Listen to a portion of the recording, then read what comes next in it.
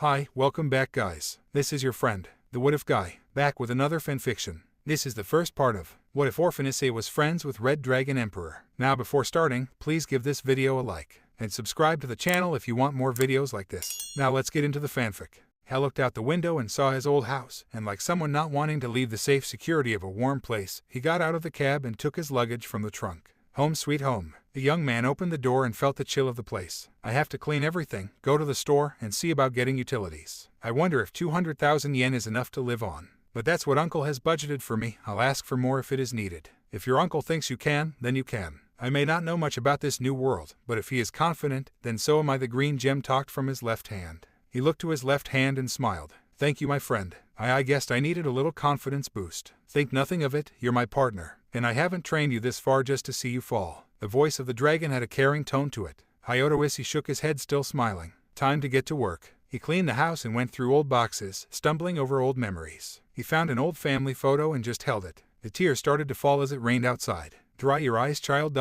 You avenged them. The low rumbling voice was gentle. But they're still dead. And I miss them so much. They would want you to get past this, trust me on this. If the dragon could physically be there, he would have had a hand on the young man's shoulder. I'll try. XXX. She looked out her window as was her custom. It was the start of the school year and already everything was starting to have a negative tone to it. There is a sacred gear here. And a powerful one at that, but who could have it? She had a worried look on her face as she thought about it. She twirled her red hair as the door opened and closed. Hajime Akino entered with her long flowing black hair and dressed in the female Kyo Academy uniform. Rias, she smiled as she came forward. Yes, Akino, do you have news on the sacred gear? Rias Gremory looked at her queen still with worry in her eyes. No information as yet, but sometimes no news is good news. She smiled as she also looked out the window. True, but then why do I get this sick feeling in my stomach now? I'll be showering now. Ria started to take off her clothes and she stepped into the shower. Keep looking. Try the freshmen and the transfers. And please go easy on them. I know how you like to tease them. Ria's had a small smile on her face. I have no idea what you mean.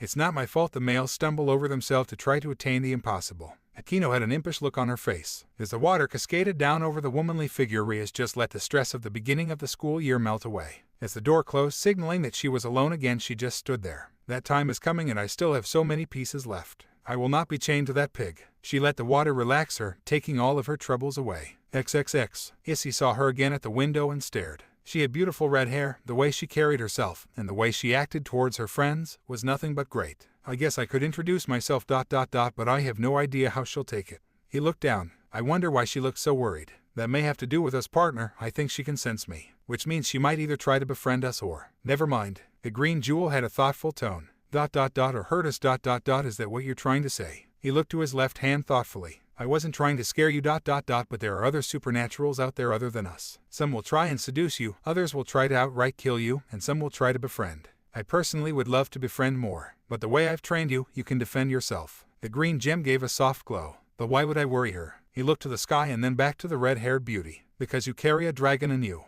Dragons are very powerful creatures and feared by many. But they also have the tendency to draw powerful people to them. Look at the girl in the window. She is a very powerful devil. But she isn't evil. In fact, most of the devils here aren't evil at all. You can tell by their actions. She will make a great ally. If you approach her right. The wisdom showing in the dragon's tone. So the supernaturals are like normal people and can be as diverse as normal people. He looked down thoughtfully. Yes, who knows? Maybe we will never meet our great rival in this lifetime. Or maybe we will. The dragon was thoughtful. Time for practice. He picked up his shinai and headed home. Indeed, practice well. XXX. She saw her target. Takabeel will be pleased. With this sacred gear user out of the way, I was promised a promotion. She had no idea what was about to happen on Sunday. Hi. Are you If Issei? A timid-looking girl with brown hair and eyes dressed in a different school uniform. Yes. He looked at her with a confused expression. Well, I've seen you pass by here a few times and I just wanted to know. Would you like to go out with me on Sunday? She added a smile.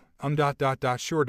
He looked down still confused. Oh, thank you. I can't wait to kill your sorry ass. She gushed. What's your name? He looked at her in a gentle manner. Amano Yuma. She smiled as she walked away. Partner, I'm getting a strange sense about that girl. The dragon had a thoughtful tone. Strange as in good or strange as in bad. He turned around and didn't notice the strange-looking girl behind him. I don't know. Let's play this one by ear. The dragon seemed confused. I should be prepared.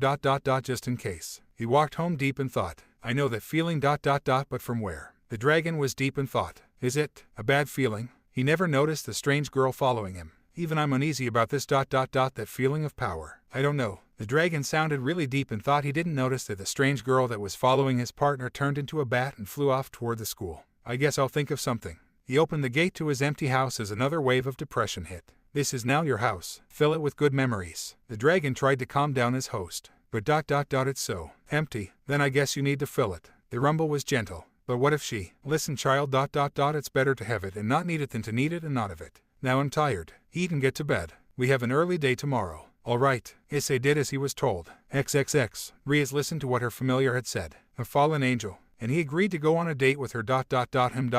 give him a flyer on the day of the date. If she kills him, I will revive him. She had a determined look on her face as the familiar accepted her orders. Akino, have your familiars keep an eye on Hayao Issei. The fallen angels have taken an interest in him. Riaz had a grave tone in her voice. So you think he is the one, but what sacred gear does he have? Akino looked puzzled. Even if he doesn't have one, a fallen angel has taken an interest in him ... We need to protect those people in our territory. Riaz looked to her queen. I'll tell the others as well. She nodded and summoned her familiar. When orders were given and the familiar disappeared. That girl might try to kill him ... and he won't know why. A single tear went down her face. XXX. He stood by the fountain waiting and clearly nervous. I hope she's not going to hurt me. If she tries, defend yourself, and remember, if she tries to kill you, kill her. The dragon gave the advice in a wise tone. A strange girl gave him a flyer with a strange circle with runes on it and said all of your dreams can come true. She nodded cutely and left. All of your dreams can come true ... well ... Hey Issei. Yuma ran up to him smiling. Hi Yuma. He pocketed the flyer and rubbed the back of his neck. Where shall we go first? She took his arm and smiled. Well, how about over there? She almost dragged him. Oh okay. The arcade was a small one with 2 claw machines, a few fighting games, and 1 4-player game where you played as monsters. The two spent their time there before getting hungry. On the way out he spotted a black and red scrunchie. Hold on. Alright. How sweet ... you're going to try to win my affections by that stupid claw game. She kept an interested look as he only spent 2 coins. The trick is ... to know which one is attainable. Most of this other flashy stuff isn't. I'm aiming for the scrunchie. Just because it's in the corner doesn't mean anything. She watched and was partially surprised as the claw picked up the hair holder and dropped it in the bin. I spent a lot of money getting those skills ... but Uncle wasn't too pleased. He then seemed to clam up. But still, it's impressive ... now feed me. She gave him an impatient look. Okay. He chuckled and escorted her to a restaurant. The menu was small, but it was an East meets West venue. Hamburgers on the menu right next to egg rolls. The waitress looked a bit odd, but she still came up with a smile. She was dressed in the standard uniform. The only thing out of place was the black eyeliner and lipstick that clashed with the white and red uniform. Her gaze lingered on Issei before taking down their orders. I'll have the chicken fried rice with the shrimp tempura ... and no soup though. Yuma ordered. Burger special number 2 please. He gave a respectful nod to the waitress. Of course sir, your meals will be out shortly. She walked away, but from the counter seemed to stare at him. So ... you mentioned an uncle. I don't want to talk about family. Let's find something else to talk about. He closed the subject before it could even be opened. That's a definite nerve ... What happened to make him want to avoid talking about something as common as family ... Not that I would have told the truth anyway. I hear that you live alone, are your parents? That's the same as talking about family. He just stated as he clammed up. The waitress brought over their food but noticed his dark look. Here you go sir, and here is your total. Enjoy your meal. She just kept an eye on him from the counter. As the meal was finished silently, Yuma just looked at him. Family is a very sore subject with him. Why does he want to stay away from it at all cost? He got up and paid the bill, but there was a new girl working the counter. Their waitress had gone off shift. XXX. She looked like she had had fun. Can this snorfest be over yet? I guess it's time since we are in the park. She turned around and the smile on her face wasn't a good one. Hey Issei, would you die for me? She looked intently at him. So, I apologize for what might have to happen. He looked at her sadly. Really ... Well I guess for a human it was a good date, but you were so ... What did you say? She looked at him surprised. He got into a ready stance pulling a collapsible baton from his pants leg. I don't want to hurt you, but if you leave, this day didn't happen. Oh ... You have to be joking. I am way out of your league. She transformed. She matured. Her hair and eye color changed to black, and black feathered wings appear on her back. When Issei didn't look shocked or surprised, that worried her. I see you leave me no choice, he said sadly. The red gauntlet appeared on his hand with a green gem. Oh ... It's just the twice critical ... So I guess you're a nobody. She laughed. It's more than that. Really ... Do tell, what do you know about it? She looked over at him bored.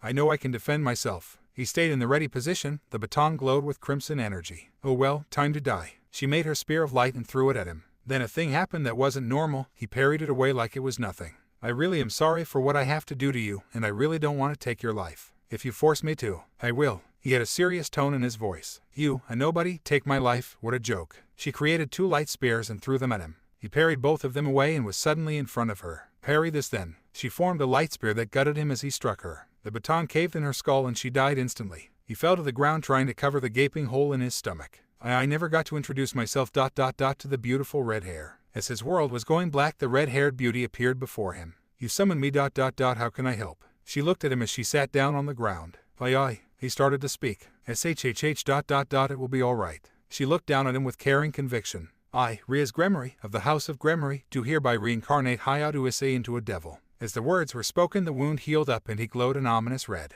She took out 8 pawn pieces and inserted them into his body. Rise and live for me, If Issei. She smiled at him. When he didn't stand up, she looked closely. He was asleep and snoring peacefully. She chuckled and teleported them to his house. Once there, she decided to sleep with him as it tired her out from what she did. She undressed herself after placing him in his bed and got in with him. She fell into deep sleep and clung to her new pawn. XXX. He awoke to light snoring that he knew wasn't his. Where ... am I? You remember the date. He remembered his date changing into a beautiful death-dealing dark angel. He remembered her caved-in skull and getting speared in the gut, and he remembered dying. So ... why am I still alive? I'm sorry partner ... you died ... but you took out that fallen angel. The faintly glowing green on his left hand sounded remorseful. Is that what she was? Yes, I didn't know until you saw the light spears. But there is some good news, you've been reborn. Good morning. Issei. The voice right behind him sounded sleepy and she clung closer to him, crushing her breasts against his back and her leg wrapped around his. What am I? He asked her. He would recognize that hair color anywhere. I brought you back as one of my kind. She had a waver in her voice. And then what kind is that? He turned around and saw the sorrowful look in her eyes. A devil. Then I must thank you ... and I owe you a great debt. He looked in her surprised eyes. I must go, your parents. She noticed his sorrowful look when she mentioned his parents. They're dead. She just held him. With Yuma mentioning his family over and over again and now with her mentioning them, the wall just broke. You're in my family now, and I will never abandon you. She promised. He started crying and holding her like she was a lifeline. XXX. Caddis looked and seen the new boy in the kendo club walking next to a third year by the name of Rias Gremory. The way those two walked and seeing that it was the first time that Rias was walking with him seemed to trouble her. But now she was on the lookout for the perverted duo. If they peek again, I will kill them, but I will find out her intentions for him. Hey, Caddis, I won't be able to make it to practice today. Issei looked at her and scratched the back of his head. Okay, I'll let the coach know. Ms. Gremory, can I talk to you? She looked at the red-haired beauty. Sure. She waved at Issei as he entered the gate. I want to know your intentions for Issei. He is the first male in my club and the rest see him as a little brother. Caddis looked at Rias. He has a bigger family than even he realizes. She smiled at Caddis. I promise not to hurt him. He's been hurt enough. She remembered him crying. That sets me at ease. If he does get hurt. Caddis smiled at her. I understand. Rias smiled back as she knew that the other girl was just being protective. I bet you don't even see how you affect others, Issei. He looked out the window and just stared at the sky. I wonder what Rias is doing now. He felt a tug on his sleeve. Kuryu was looking at him intently. He had a dumb expression on his face. You weren't listening, were you? I asked if you have a girlfriend. She looked at him as he noticed the other females in the class listening intently. And oh ... He looked down and started to doodle. Well, talk is that you were seen with none other than the Rias Gremory ...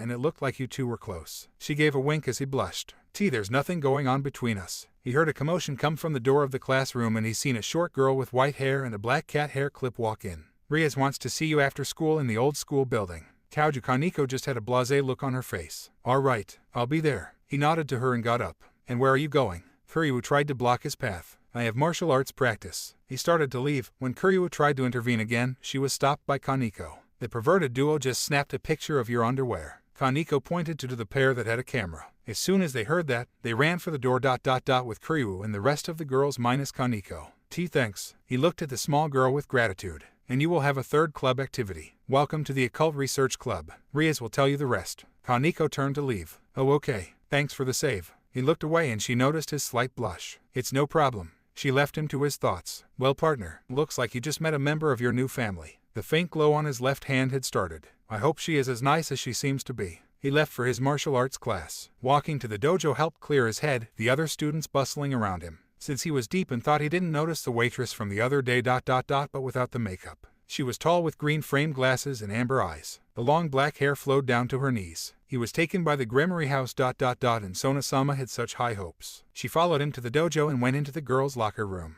and now to train him to be better. She changed into the gi and left, waiting for the others to arrive. XXX. Murayama took the hit and grunted. He's gotten better. Issei made like he was going to punch. Instead he did a cartwheel kick that caught her off guard. The teacher held up his hand to signal the end of the match. Nice one, Issei-kun. Kades nodded as he helped up his opponent. I watched an MMA show last night. He started, but the teacher stopped him. Though it is good to find wisdom in other things, the fish cannot breathe air and shouldn't try to. He looked sagely at him. Hi, sensei. He bowed to him as he walked out. The girl with the glasses kept an eye on him as he talked to Kades and Murayama, listening intently. He still did good. Murayama nodded to him with a smile. If he has that good of improvisational skill, he'll be a great asset. The girl with the glasses looked to him one last time. I must meet Sona-sama to meet up with him officially. She walked to the girls' locker room. Why, you really think so? He looked surprised at her. Yes, sometimes, you need to catch your opponent off guard ... like the cartwheel kick you did. Kades smiled and started to clean up. I shall try harder. He looked at them and smiled. Ooh, partner, you might want to hurry up. You have to meet Riaz in the old school building in 10 minutes. There was an urgent tone in his voice. I have to get going ...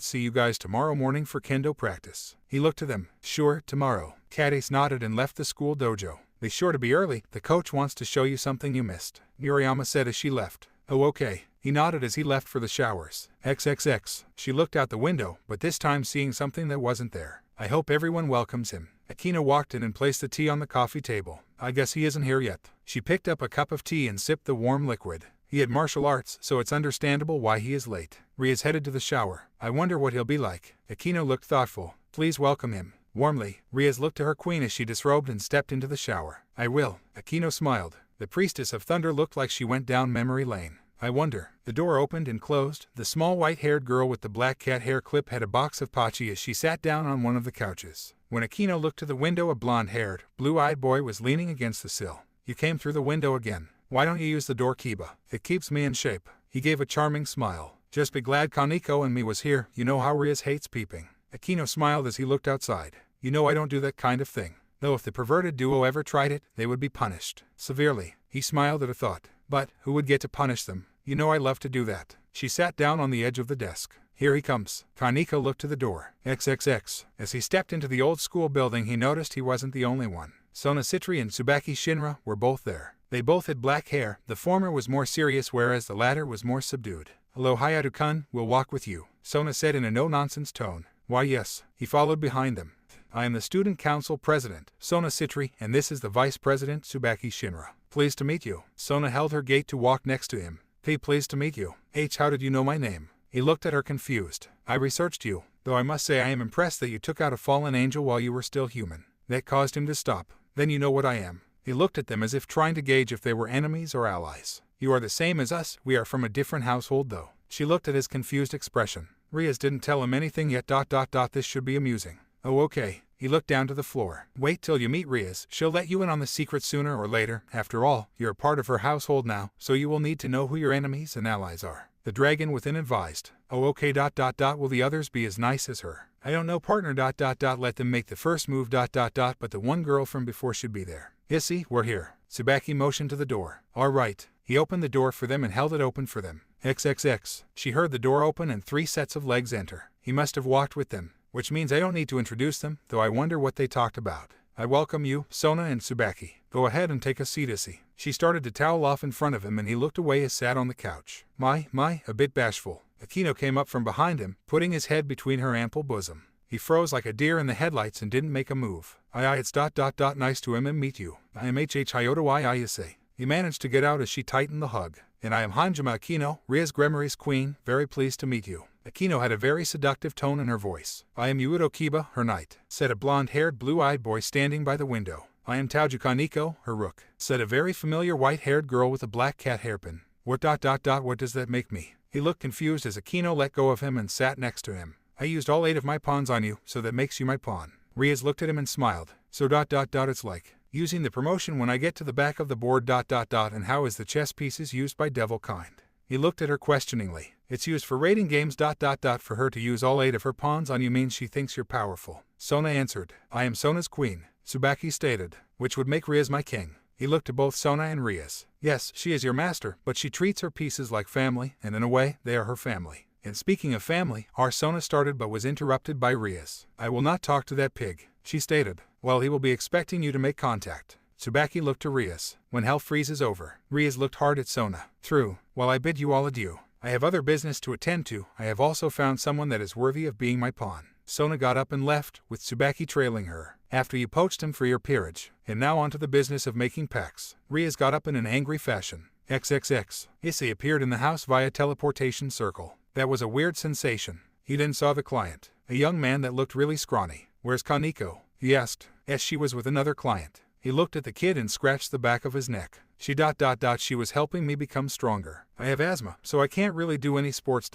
She has been teaching me boxing. Do you know boxing? He looked at the newly minted devil. Why yes, I also suggest that you watch some MMA matches. Let's see how much you know. He got into a ready stance and started to box with the young man. XXX. As he was teleported home, he was surprised to see Rias there. What is she doing here? I came by to congratulate you on your first pack. And I wanted to ask you something. Would you like it if I lived here as well? She looked at him as if she was reading his response. I wouldn't mind. I welcome it. I in fact. He turned away to hide his face. Remember, I said I wouldn't abandon you. And I keep the promises that I make. She came up behind him and hugged him. You're not alone anymore. And you don't have to shoulder your pain by yourself anymore. If you need to talk, I'm here. She just held him. I want to tell you how my parents died. XXX. Little Issei was in the chip aisle as his mother and father were picking up other items. Ooh, Dragon Rangers X. He had stars in his eyes as he looked to his father, giving him the kicked puppy look that children give. Yes son, we'll get that as well. His father smiled as he was about to pick it up from little Issei. All right, I want the money, jewelry, and wallets now. A masked man with a gun walked in and pointed it at Issei's mom. Oh okay. Here. The clerk opened the cash register. Not fast enough. The man shot the clerk in the head. Now wait a minute. The gunman shot Issei's father in the chest. Seeing his father go down in front of him caused him to cry and his mother to scream. Don't play the hero. Heroes always die. Please. Just let my son go. Wrong answer. Hey. The gunman shot at Issei, and his short life started to flash before his eyes. His mother dove in front of him, taking the bullet in the head, killing her instantly. As her body was falling, there was a bright green glow and the 6-year-old was clad in red armor. Yet justice for what has happened to you, my young master. The voice was deep and throaty and urged him forward. Who are you? You don't have much time. Now hit him with all you've got. You only have 10 seconds. The voice gave him a time limit, and use it he did. He ducked another bullet and smashed the gunman's kneecap, shattering it. The gunman went down clutching his knee. When Issei brought his foot down on the gunman's head, trying to knock him out, he misjudged the power and crushed the man's head. What have I done? He looked at the blood on the floor. It was so slick that he fell in it. Why Issei, stand on your own 2 legs. You'll be a Emma.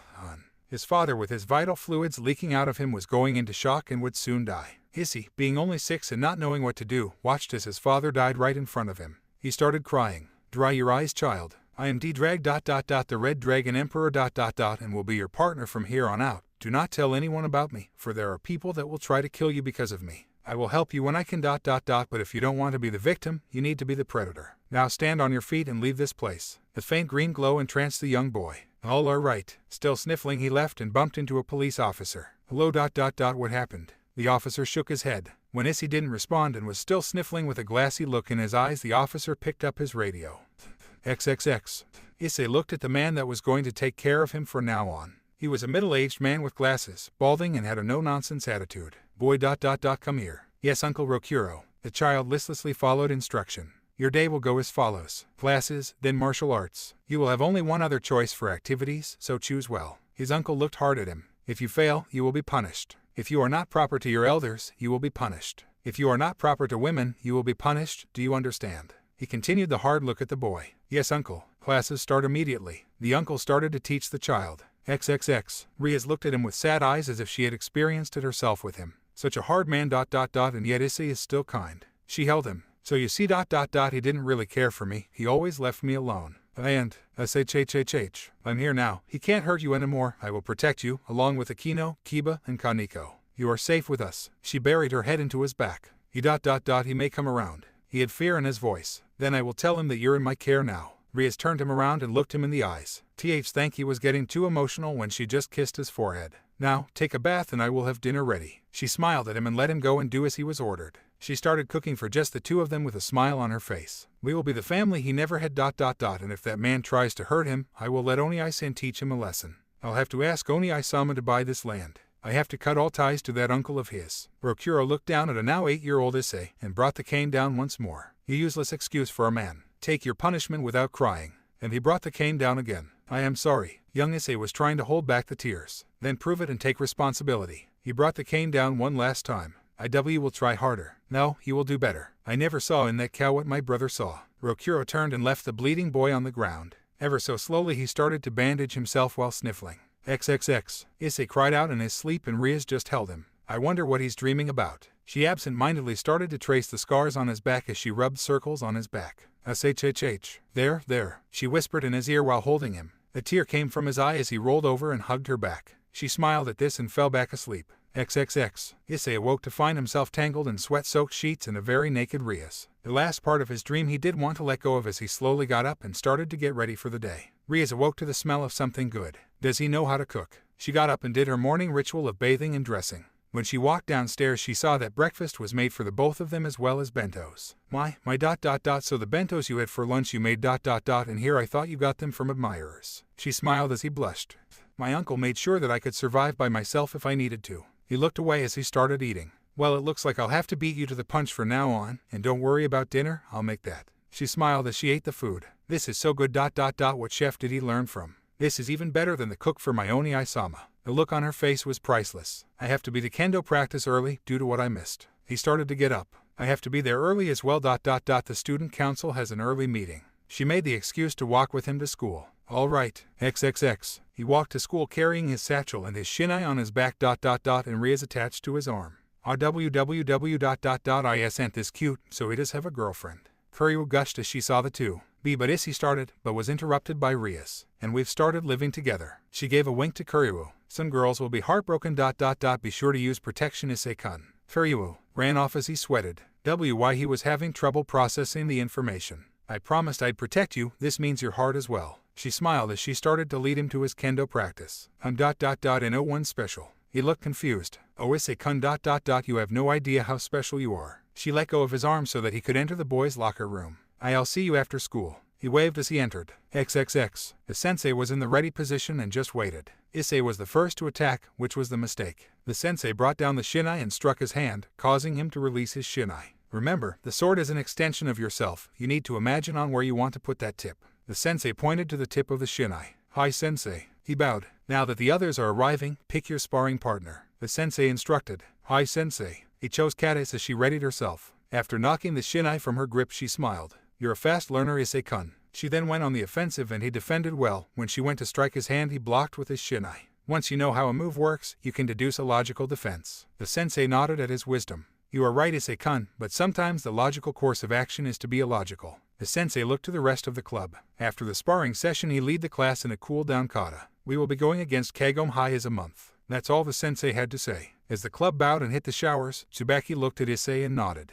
If he trains right, he could give more than just Kagome High a tough time. Murayama just looked at him as well. Family Day is coming up, I wonder who will come for him. XXX. He dreaded this moment. He sighed and opened the door and immediately seen a smiling Kuryu. What has she spread? I don't know partner, but Rias does have a point. If you're off the market so to speak, no more fallen angels can try to trick you ... as well as anyone else for that matter. The dragon had a thoughtful tone in his voice. I know I want that someday ... but the question is with who. The way Rias is acting ... she seems to want. The person of his thoughts came into his view. Issei-chan, I'll be sure to have dinner ready when you get home. Rias walked by and winked at him as he blushed. Well, seems the rumors are true. Kuryu smiled wider. Oh, I wanted to be his girlfriend. One of the girls in his class looked down sadly.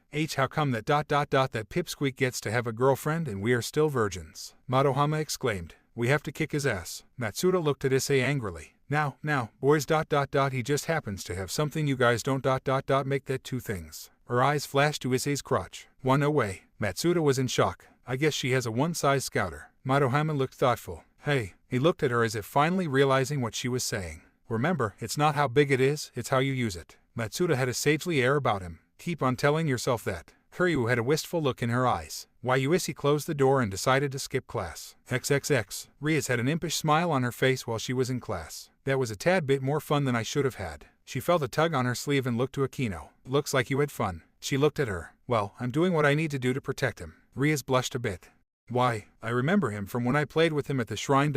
He accidentally saw something he shouldn't have. She looked down in sadness. We shouldn't have been in the woods. What happened? Rias looked to her queen. We were playing in the woods. It's the only thing that saved our lives but he witnessed a fallen dying and I knew he shouldn't keep that memory. As long as he can love us both, I don't see why not. Riaz nodded to her. Wait till he experiences this. Aquino smiled and looked forward again. XXX. Issei walked toward a park and seen something truly remarkable. It was a blonde-haired girl that had healed a little boy that had scraped his knee. I wonder if she is lost. Oh hi I was wondering if you knew where the church was in this town. She looked at him and smiled a kind smile. Why yeah, I'll take you. He picked up her suitcase. So, what's your name? Hayao Issei. I'm Asia Argento. Pleased to meet you. Can you heal anyone? He looked at her as they continued walking. Why yes it's why I'm here actually. Are you busy tomorrow? And no, I have a free day tomorrow. I'd like to spend it with you if you don't mind. He looked on the hill and started to get a bad feeling. It felt like razor blades going up and down his back. She warned you about going near the church. It might be a good idea to leave her here, partner. He felt the need to get away as fast as possible.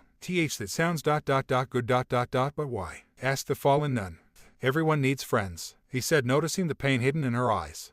How? It's the way you acted with the little boy.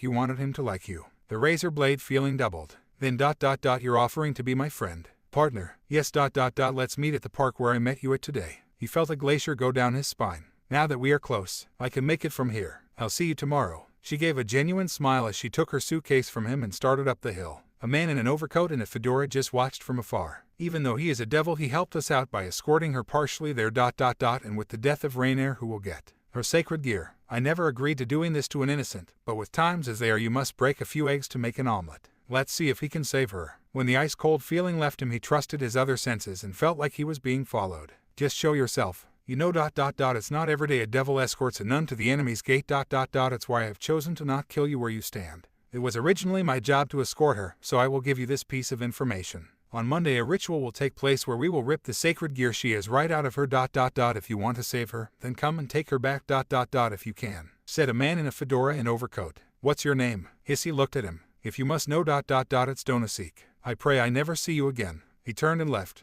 I feel the same. Issei turned and walked back to the school. He wasn't going to skip martial arts. XXX. Kade said Issei in a head hold. Come on. Come on. Her arm cramped at the wrong moment. When he felt this, he slipped out of the hold like an eel, accidentally hitting the back of her knee and causing her to fall. She ended up landing on him, even though it was an accident. Hayao-kun has won the match. Joints can either be our greatest ally or our greatest enemy. The sensei looked at the combatants. Hi sensei. The class bowed their heads as he left the dojo. 11 proved. Murayama looked and noticed how he helped up Kade's. Why you think? He looked at Murayama. Yes, I can think of ways it can also be used in kendo. She looked away, as well as other things. He scratched the back of his head. Time to shower, coming Mira-chan. Kades pulled the girl along as he headed to the male showers. I wonder. Can we save her? Partner, that's up to you. Either way I'll back you up. The dragon felt some confidence from his master. She is so innocent. Why does this have to happen to her? He punched the wall, slightly cracking the tile. It's like asking why do bad things happen to good people. Remember what I had said when I first awakened.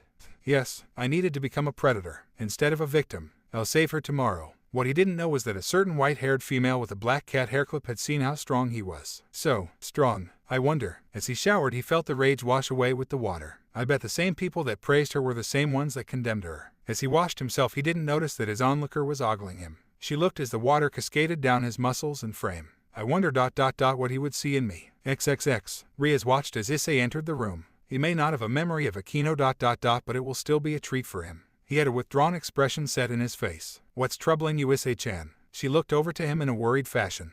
Nothing. He sat down on the couch still with a troubled look. Issei, we are here to help. She sat by him and patiently waited for him to speak. What happens when a sacred gear is ripped out of the user? He looked at her expecting the worst. They die. Why the question? Now she was definitely worried. There's this girl I met yesterday. She has the ability to heal. And the fallen angels will take it from her. By force. He looked down grimly. Is she a nun? She looked at him while feeling how tense he was. Hi, then we can't hell. We can. Can you reincarnate someone while they're alive? He looked pleadingly in her eyes.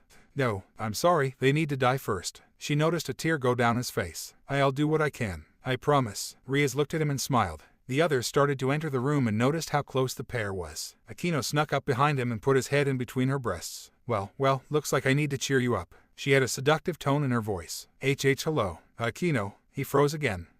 Looks like we need to teach him something about love. She looked to Riaz as Riaz smiled. What an excellent idea. Kaneko, would you come here please? Rias motioned for the small girl to get on his other side. When she did, she copied what Rias was doing. And how should we do that, Rias? Akino moved forward. How about you and Kaneko move in with Issei-chan and me? I'm already living there as it is, and besides, someone needs to make a good bento for him. Rias snuggled closer, placing his arm in between her breasts. He started to blush heavily. Lucky dog. Have fun, Issei-kun. Kiba winked at him. XXX. A completely bald man was standing outside the Hayato house. He looked around the yard and seen that it was well kept. No emotion was on his face as he entered the gate. Before he even opened the door was opening. Who are you? He looked at her through his glasses to the red-haired girl that stood before him. I am Rias Gremory, Issei-chan's girlfriend. She looked at the man in confusion. You will leave now. He does not need a cow right now. He made to enter the home, but was stopped by the irate red-haired demon. No, you will leave. We have no need for your money as I have already bought the land. Issei is a strong man, no thanks to you. He is kind and considerate ... and he will never be like you. She looked hard at him. Really? He made to strike her, but found his path blocked. It was by a short girl with white hair. Take out the trash, Kaneko ... and be sure my brother sees him. Rias turned around and re-entered the house as a barrier was erected ... so no one could hear the screams. A transportation circle later, Kaneko entered the house as the barrier fell. I can see why you wanted to buy the land, Rias ... that was a detestable man. Kaneko didn't have a mark on her, but her clothes were torn. Get changed. Issei-chan will be home soon. Rias smiled as she was finishing cooking. Should we tell him about his uncle? Kaneko looked to her. No, let's not volunteer the information. If he asks, then we tell him. Rias started to take off the apron. Hi Rias-sama. XXX. Sir Zetch looked at the person before him. He had been beaten to an inch of his life and sent here. Rias ... does this man deserve punishment? ... yes ... he smiled evilly. Welcome to hell. Really, Rokuro tried to stand up and failed. You know, anyone that tries to hit my sister has to deal with me. He let out the killing intent as he looked at the human with dead eyes. Sir Zetch took out a scourge, and a red circle appeared beneath the victim. For what you have done to someone that my sister loves dearly, and for what you have tried to do to my sister. 4,899,569 lashes ... and in a place where time has no meaning. He let loose with the first lash. Asia looked around the park, but didn't see him yet. As she was about to go, he came running up. Yes, sorry, my alarm. She went up to him and hugged him. Hi, I thought you weren't going to show. Shall we get going? She smiled cutely at him. I thought I was going to be alone. Again. Yes, sure. He scratched the back of his head. I decided to leave the church. She looked down as if in shame. Then you can stay with me. He made the offer. Really? She looked at him in awe. I know what it's like to be alone. She then saw a piece of herself in his eyes. Do you have any family? She watched his expression drop. No, his tone was dead. I'm sorry. She took his hand and showed him to a small manga store. It's okay. I'm over it. She could tell he was lying. The hurt in his eyes was there. Well, since you offered me your home, I'll be your family. The look in his eyes was sharp, like he was remembering something that someone else had told him. She smiled at him and he couldn't look away. As they walked around the shopping district, he felt uneasy, as if they were being watched. And with what he knew about the new world that he was in, you needed eyes on the back of your head. When they got to the park, it was almost dark. He finally spotted the man in the trees. You can come down now, Donosik. I know it's you. Issei looked to where the man was hiding. You found me out. I'll have to take the girl back ... even if I have to go through you to do so. He popped his wings and made ready for a fight. I'm going to save her. She is an innocent ... and shouldn't have been mixed up with you guys in the first place. She looked at him as if he knew something she didn't. She who can heal devils ... it should only be used on those that give punishment to devils. He created a forked spear of light and threw it ... only to have it bounce off red scale mail. When the spear of light fizzled, did Donosik see his true adversary. XXX. Ria started to get a very ill feeling as she was cleaning the dishes. Are you alright? Akina looked over worried. Where is Issei-chan? She looked over to her queen. He went out a while ago. She looked at how frantic Rias was starting to act. We need to find him. She got her outside clothes on as well as Akino. Kaneko, if he comes home while we're away, make sure he doesn't leave. Hi. XXX. Issei was breathing heavily, his lungs was burning, and his right arm was cramping. Just as he was about to launch an attack, his power was starting to fizzle. Donosik, seeing this as the opportunity to strike, did so. He hefted a diminished spear of light and threw it. In an Enuwu. The spear of light stabbed Asia right in the chest, killing her instantly. Looks like I'll get an ass chewing for this. He tried to fly, but a bolt of lightning killed him where he stood. Looks like we got here just in time ... but that lightning should have just stunned him. Akino looked to Issei with newfound respect. Please ... just please bring her back. Issei looked to Rias with need. This has never been done before ... so if it doesn't work out, I'm sorry. She looked at his face with apprehension as she summoned a lot of power. I, Rias Gremory, of the House of Gremory, do hereby reincarnate Asia Argento into a devil. The power whipped the air around like a small tornado as if a force of wills was being waged. When the wound slowly healed and her eyes started to open, did Rias push a bishop piece into her chest. Rise, and live for me, Asia. She looked to where Issei was and smiled. For him to have made a friend this fast meant that this girl wasn't a love rival. She started to wonder why the sky was moving. When Issei saw Rias fainting, he stumbled and used his body to cushion hers. Her head struck the middle of his back, which lanced pain up and down his spine. When Aquino landed, she helped up the wounded pawn. Ever so the gentleman. She held on for a tad bit before helping up the new bishop. How am I alive? I felt. Asia had a haunted look on her face. Rias she reincarnated you she saved you. There were tears in Issei's eyes as he looked at the newly minted devil. And then he passed out with him holding Rias. I guess we need to go home another way. Aquino did a transportation circle and went home with all of them. XXX. Kades looked and Issei still hadn't shown up yet for kendo practice. If he doesn't show up, Sensei will have to have him come early again. Murayama also looked like she was looking for him. Line up and pick an opponent. The sensei instructed. Murayama, you're with me. The sensei stood opposite of her. Ouch time. XXX. A transportation circle with the house of Citri appeared and two people stood there. None other than Sona Citri and Tsubaki Shinra. We are not exactly morning people. Sona looked like she had matched luggage under her eyes. We need a favor. Today Hayate Issei won't be coming to school. He is drained of energy and is currently resting. The second, please have Asia Argento enrolled and placed in his class. Aquino looked at them with a smile on her face. And where is your king? Sona did not look amused. Regaining her energy as well, it took a lot out of her to reincarnate her new bishop. Aquino rested her hands on her kimono. Really, this shocked Sona and Tsubaki. A simple reincarnation shouldn't have taken that much out of her. Was this girl that powerful? Then we shall work on it. Tsubaki looked down and smiled. Yes, we will. Sona looked at Tsubaki with a look that promised there was going to be a talk about this. We thank you, Sona-sama. Aquino bowed and left them in the living room. We will talk about this over the breakfast you're making, right, Tsubaki? Sona did the transportation circle and the both of them was gone. XXX. Issei was starting to wake up and he felt an arm around him. When he opened his eyes, he saw red hair framing a beautiful face. She clung to him more and started to cry. He just held her. I am right here, safe and sound. He whispered in her ear. She calmed down as he said it, but still clung to him. What am I? I think you love her. And I think she loves you, but in what way, I can't say. The dragon seemed proud. You mean, you have found something special. Fight for it. A dragon loses nothing to no one, become the predator to protect her. Will I lose my humanity? No, my young master, it is because of your kindness that you unwittingly wooed her. The dragon was almost gentle when saying this. Issei. Rias grumbled in her sleep, cuddling closer to him. He smiled at her and fell asleep. XXX. Riser looked at a void and grew irritated. Every time I try to see what my beloved Rias is doing, all I get is this. This is an outrage. He looked around his home and sighed. She has always been so willful. I will need to break that will, but how? Oni-sama, what's on your mind? A blonde girl with blue eyes looked at the heir to Phoenix.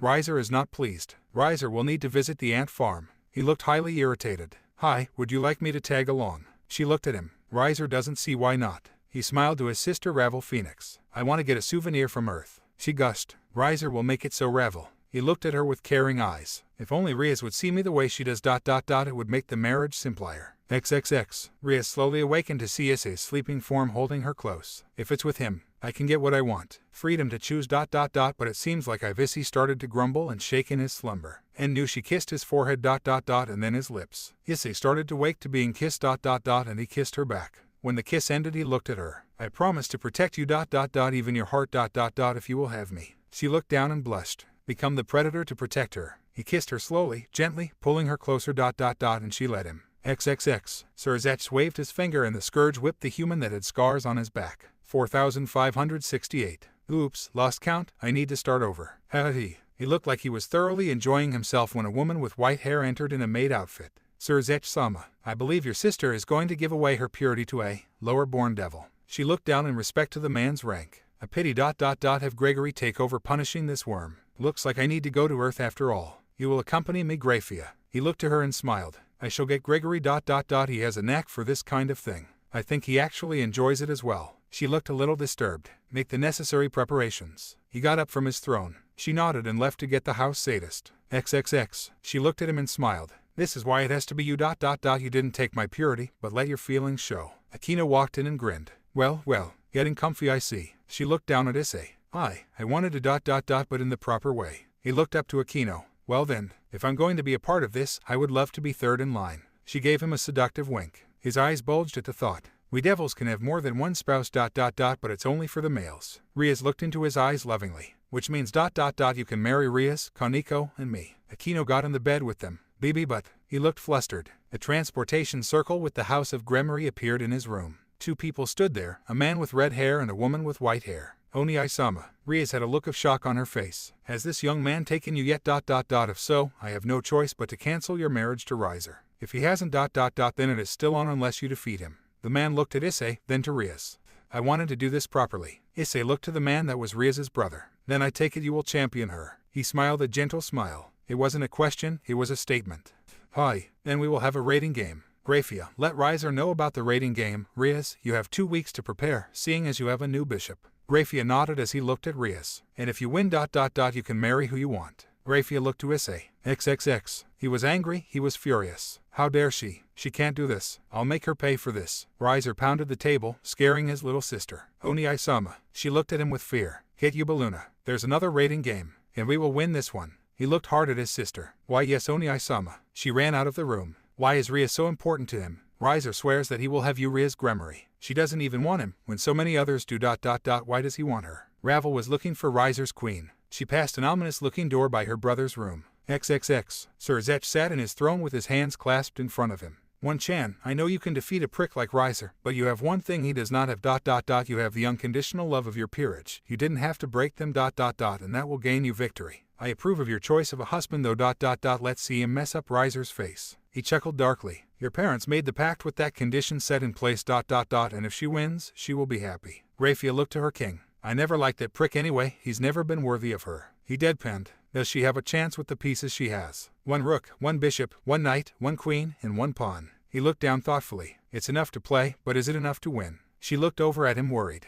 Yes, and win she shall, since I put in an equalizer. He smiled and she had a curious look on her face. XXX. She looked at her peerage and smiled. This is for all of us. But most of all for me and him. She looked to Issei. Keep the magic flowing Issei-chan. Imagine what you want to do with it and let it happen. Akino instructed. The small red sphere grew double its size, and he still held it. The red sphere grew double its size and black marks was swirling around the red, and he held it. He was sweating as he now held the larger ball of energy with purple flecks. He went to a knee as bright red, crimson, black and purple colors waged war as he held the bomb. He threw the ball of energy and watched it disintegrate a mountain. Jaws dropped from his peerage as they watched him drop sweating from the strain of holding all that energy. Rias ran to him and placed his head in her lap as Asia came and healed him. That was amazing. Akino wondered what would happen if he decided to transfer power to her, seeing as she was the Princess of Thunder. When Asia is done healing you try transferring power to one of us. Akino looked to him and smiled. I agree let's see if we can do this. Rias looked to her queen with amusement. Hi. Riser and Ravel looked at the stage that was set. One looked excited, the other looked confused. Why the Academy? Sona Citri, of the House of Citri shall be overseeing this rating game. Sona looked through the magical viewers. Tsubaki Shinra, Sona Citri's queen, also from the House of Citri, shall be announcing this rating game. She sat behind a desk that had a microphone. The main school building is Riser's territory, the old school building is Rias's territory. Tsubaki announced. Are all parties ready? Riser nodded. Rias nodded. The match has begun. Tsubaki said through the mic. Who do you think will win this one? Sona looked to her queen. Rias, I know she will win. Tsubaki looked seriously at the magical map of the school. Why do you think that? Sona looked to the map as well. She has him. XXX. Kiba, Issei, and Kaneko ran through the woods. Akino looked to where they were running and smiled. Time for traps. I only have a short amount of time before this power leaves me. She made 3 illusionary old school buildings and set some very deadly traps as well as harmless ones. I sense them up ahead. Let's give our queen some more time. Kiba sped toward the enemy. Issei was still right next to Kaneko. Well, it's the first catch of the day. A woman with a big sword on her back and 5 ponytails on her head looked at the 3. Oh. It's only the twice critical. Nothing to worry about. A girl with blue hair and a red top giggled. Kiba used this time to speed past 2 of the girls, a blade in each hand. And he cut them down where they stood. Both of the girls were in maid outfits. The woman with the big sword drew it and charged. Issei put his hand on Kaneko's shoulder. Kaneko glowed with red energy. As the sword struck the small girl, she grabbed and shattered the sword, landing a roundhouse kick on the swordswoman, sending her through the school building. Issei charged the last 2 there, cartwheel kicked the blue-haired girl unconscious, and right hooked the other one dressed as Vegas line dancing girl. Kiba struck from behind, taking her out completely. XXX. Riser looked at how long it took for them to take out 5 of his pieces. 5 minutes. In 5 minutes they took out 5 of my pieces. And no matter, Ubaluna will take care of them. He looked at how well the game was going. Now he needed them in the gym. Zuolan, lure them into the gym. Yes, Riser-sama. A Chinese girl in a blue outfit bowed on his magical screen. Oni Isama. If they were weak they shouldn't have been able to do that. Ravel looked and seen the anger on his features. If only I had been able to look in on her. I will break her. The way he said it sent chills down her spine. XXX. As the three moved toward the gym, a lady with a small smile was floating above them. She threw down a massive firebolt. Thinking she had won, she went down to see her good work. That tingled. A soft voice said as Kaneko walked out of the crater. That should have fried you. Let's see how tough you really are. She didn't see it coming. She started to wonder why 2 sword points was sticking out of her chest, destroying the navy blue dress that Riser had got for her. They're not dead, Issei. They're teleported to a place where they can get treated. He answered Issei's unasked question. Let's head to the gym. Not so fast. A knightly-looking woman strode up and drew her sword. As this was done, Issei picked up a vial drop. But Yubaluna. What's this? He looked and saw the fear on the armored woman's face. A phoenix tear. She whispered. Issei then used it on himself. He felt revitalized, refreshed, and ready anew. XXX. Ravel looked shocked. And she didn't know why, but she froze on the spot. He is so. Ravel, Riser wants you to stop him. Riser looked pissed. He used my family's trade secret. He shall burn. Hi, Mihi, Isabella. Come with me. As the three left the room that Riser was in, she looked down. Why is he fighting like that? On the view screen the gym exploded. No. This is not how things are supposed to be going. Riser will deal with Rias himself, cut off the head and the body dies. He covered his face and decided to go on the offensive himself. As she was walking she couldn't get his face out of her mind. The way he's fighting. It's like he's fighting for something. Mihi looked to the other bishop. How are we supposed to stop that pawn of hers?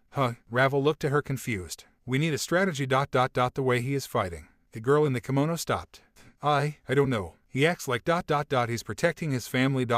He's much more of a man. No man can beat Riser-sama. That pawn can't beat a king. Mihi sounded as if she really believed it. XXX. Sir Zech looked proudly at what his sister was doing. Of course, with an even playing field, Riser will get what's coming to him. It's not like I bought some of their Phoenix's tears and gave them to Riaz's team now. He looked like he was innocent as Lord Phoenix looked on. I'd like to add something to this arrangement. If she wins, she can have one of his pieces. ... What do you say? Sir Zech looked over to Lord Phoenix.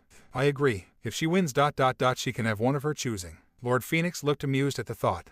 A deal's a deal. As they shook on it they both smiled. He really needs to be humbled ... And this is the best way for it. I know he lost on purpose just to get the engagement. Sir Zech just watched the screen. Same here. He always wanted Rias to be his since he was a boy ... But his elitism always kept them apart. Lord Phoenix just shook his head as he noticed his son's queen getting snuck up on. For a 5-man team they have a good strategy. The crimson-haired leader of the underworld had a thoughtful look on his face. If it wasn't for who we were, we wouldn't have seen that. Her knight is fast. Lord Phoenix had an approving look. It looks like she did what I thought she would do. Sir Zech smiled. Indeed. And it's only this once. He needs to get spanked and this is the way to do it. But as they say, you can't win them all. XXX. Parlamine parried the swordsman's strike and blocked the fist of a little girl, but the throw of the red-gauntleted boy threw her far. I can't take much more of this. She slowly got up only to feel a blade in her back. Nuo, Lord Riser, I'm sorry. As she teleported out, the 2 bishops and the rook saw it. You bastard. Isabella ran toward the swordsman. She looked, but it was too late. The Princess of Thunder gleefully smiled as she threw down an empowered lightning bolt, and the thunder shook the bishops to their core. The rook never had a chance.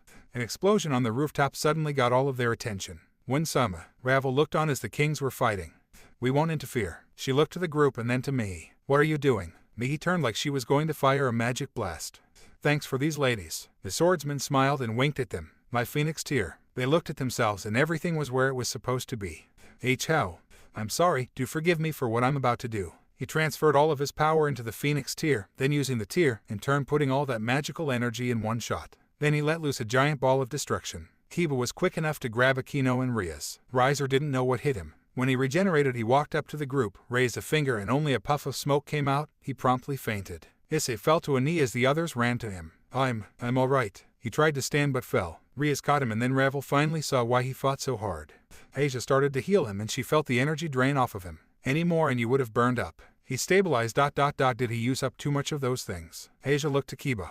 Yes, I thought he knew what he was doing. He will rest. Kaneko looked fondly at him. Akino, hi. She did a transportation circle to home. XXX. Sir Zech was waiting for them at their home. How did he burn out so quickly? Good job. You won your first match ... By the way, how did you do it? He looked at Issei's sleeping form curiously. We gave him all the phoenix's tears ... He feigned being an idiot when he picked up the spare from Riser's queen, but he used them all and powered us through it. Kiba looked to the head of the Gremory house. That ... was risky ... He could have roasted from the inside out. Well at least he has a good family now and speaking of that, you get to choose one of his pieces to take. Sir Issei smiled as this shocked Riaz. Can we hold off on that? She looked pleadingly at her older brother. Sure. He looked at her caringly as she looked lovingly at Issei. He sure is a lucky dog, huh? Kiba smiled as he looked at how the demonic females fawned over Issei. You have no idea. Sir Issei looked like he was innocent. And no need to act innocent. We know it was you who got the phoenix tears. Kiba had a smug look. I have no idea what you mean. All I sent was just a care package. Even then I didn't pack it. Sir Issei looked innocently around the room. Right. Kiba just shook his head at the act. And besides that, Riser needed a good ass kicking. It was either have her win or have him crash the engagement party. Kiba looked thoughtful. What a splendid idea. The ruler of the underworld looked like a kid with a gift. Something tells me I just made his life more interesting. Kiba smiled and left the older brother to his king. XXX. He was starting to wake up. Why does my head feel like it's been in a cement mixer? That's because you've been out for a week. I suggest when someone offers you Phoenix's tears, don't do it. Can you promise me that, partner? I promise. He tried to move his arms and he couldn't. When he looked he saw black hair, red hair, and white hair. He also noticed he was in a California king-sized bed. Partner. If you move, you'll wake them all up. The dragon snickered. Yeah, laugh it up. Him mother. Akino struggled in her sleep. SHH. It's all okay. It will be all okay. He whispered in her ear. Issei. Kaneko looked up at him sleepily, crawled and laid on his chest. Oh. Boy. You have that right. The dragon laughed at his young master. And now I have to pee. The dragon laughed even harder. XXX. Asia looked with joy as Issei walked down the stairs with the rest of the crew. Akino on one arm, Riaz on another arm, and Kaneko piggybacked. The spread laid out before them looked wonderful. It looked so good. He started eating like it was his last meal. Oh, Issei-chan must be hungry. Akino ate her food slowly. Well, he was out for a week. Kaneko looked up from her plate with a blasé expression. He just needs to rest for now. Riaz looked over to him and smiled. Wonderful. Just wonderful. Sir Issei walked in smiling. What is? He looked up to the red-haired ruler of the underworld. Why, you all have been invited to a party. I in the underworld. He smiled an innocent smile. Well, seeing as how you have no parents, my parents want to meet you. He looked to Riaz. Is this engagement party? She looked at him knowingly. I didn't say that as per se. A sweat drop appeared on his brow. They want me to get engaged to Issei-chan. What do you think? She looked seriously over to him. Am I trapping you if I say yes? He looked just as serious. If it's you, I can be happy. She honestly told him. If it's you. We all can be. Akino looked at him lovingly. Yes, sure. He blushed as he looked down. Well, be sure you have a nice suit. And Riaz, you'll have to choose that piece tonight. He looked over his shoulder as he disappeared. A suit. He looked confused. They might try to do the marriage ceremony as well, but sometimes it's just a get-to-know-you kind of thing. Kaneko deadpanned. And what did he mean by choose that piece? He looked to Riaz. We get to add another piece, from Riser's peerage to ours. She looked at him and started eating again. Was it a part of the deal? Akino looked surprised. It became a part of the deal. I think it was done mainly to take Riser down a peg or two. Riaz looked thoughtful. Are we getting someone that will hate us? He looked over to Riaz. Unlikely. Riser broke all those women, so molding her for us is made easier. Kaneko spoke after she swallowed some food. So then we can help them. He looked questioningly around. If they want to be helped. Issei-chan, I want you to pick for me. Riaz looked over to him. Am I a good judge of character? He looked confused. Yes, Issei-chan. Akino nodded. Then I accept. Rav looked nervous, and around the room the others of Riser's peerage just milled about. His queen was at his door like a cat, scratching like a cat to get in. It has been a week and he still hasn't come out of his room. Unlike the others in his peerage, she was never broken and used by him. Ravel looked back to her brother's door and then thought of how they were defeated. That blast. She shivered. Lord Phoenix entered the room and then opened up his son's room. It's time. That's all the father had to say. Can't this wait? Razor doesn't want to. No, now get up and face the consequences of your actions. The father looked to his son. Razor said, stop referring to yourself in the third person. I've taught you better. The father grabbed the son by the arm and dragged him from his room. Razor then saw the young man that had defeated him. What is he doing here? He is here to pick one of your peerage for Riaz. Which one will you take? The intelligent one. Issei looked to Ravel. Why? She looked confused. You knew when not to fight. Done. The bishop piece left her chest. Go with him. Yes. She followed the young man out to where Akino was waiting at. Ah, so you chose his bishop. What piece can she take? She looked to him and took his arm. Rook. She is powerful in her own right. I feel she can do it. With a flash of light they were standing in his house. I see. Riaz and Kaneko hugged him and let him go as he walked to the living room. Riaz pushed the rook she had in her hand into the blonde's chest. You will train with Kaneko. I know he has a reason for you to be a rook, let's see together. She smiled at her new rook. Akino looked to Ravel and smiled. Welcome to the family. XXX. Kakabia looked on with boredom. Should I start my plan? Not yet. It isn't the right time yet. He looked to Azazel. We need to destroy those devils and take the underworld for ourselves. And what then? How many more will we lose? We lost Rainier to a human, then we lost Donaseek. We don't breed that easily, only 1 in 10 ever become fallen angels. The other 9 able to breed 1 in 20 as a fallen angel. Numbers, Cockabeel, it all comes down to numbers. Azazel looked to the other fallen angel leader. Those weaklings didn't matter. He pounded the table. They mattered in the long run for the race. On leaving, I have some experiments to run. Please stay out of trouble. Azazel left the warmonger there to stew. I will get what I want. Someone entered the room but stayed in the shadows. Should I start on my end? The mysterious figure had a questioning tone of voice. Why not ... and use Freed as well? He doesn't do well when he isn't hunting vermin.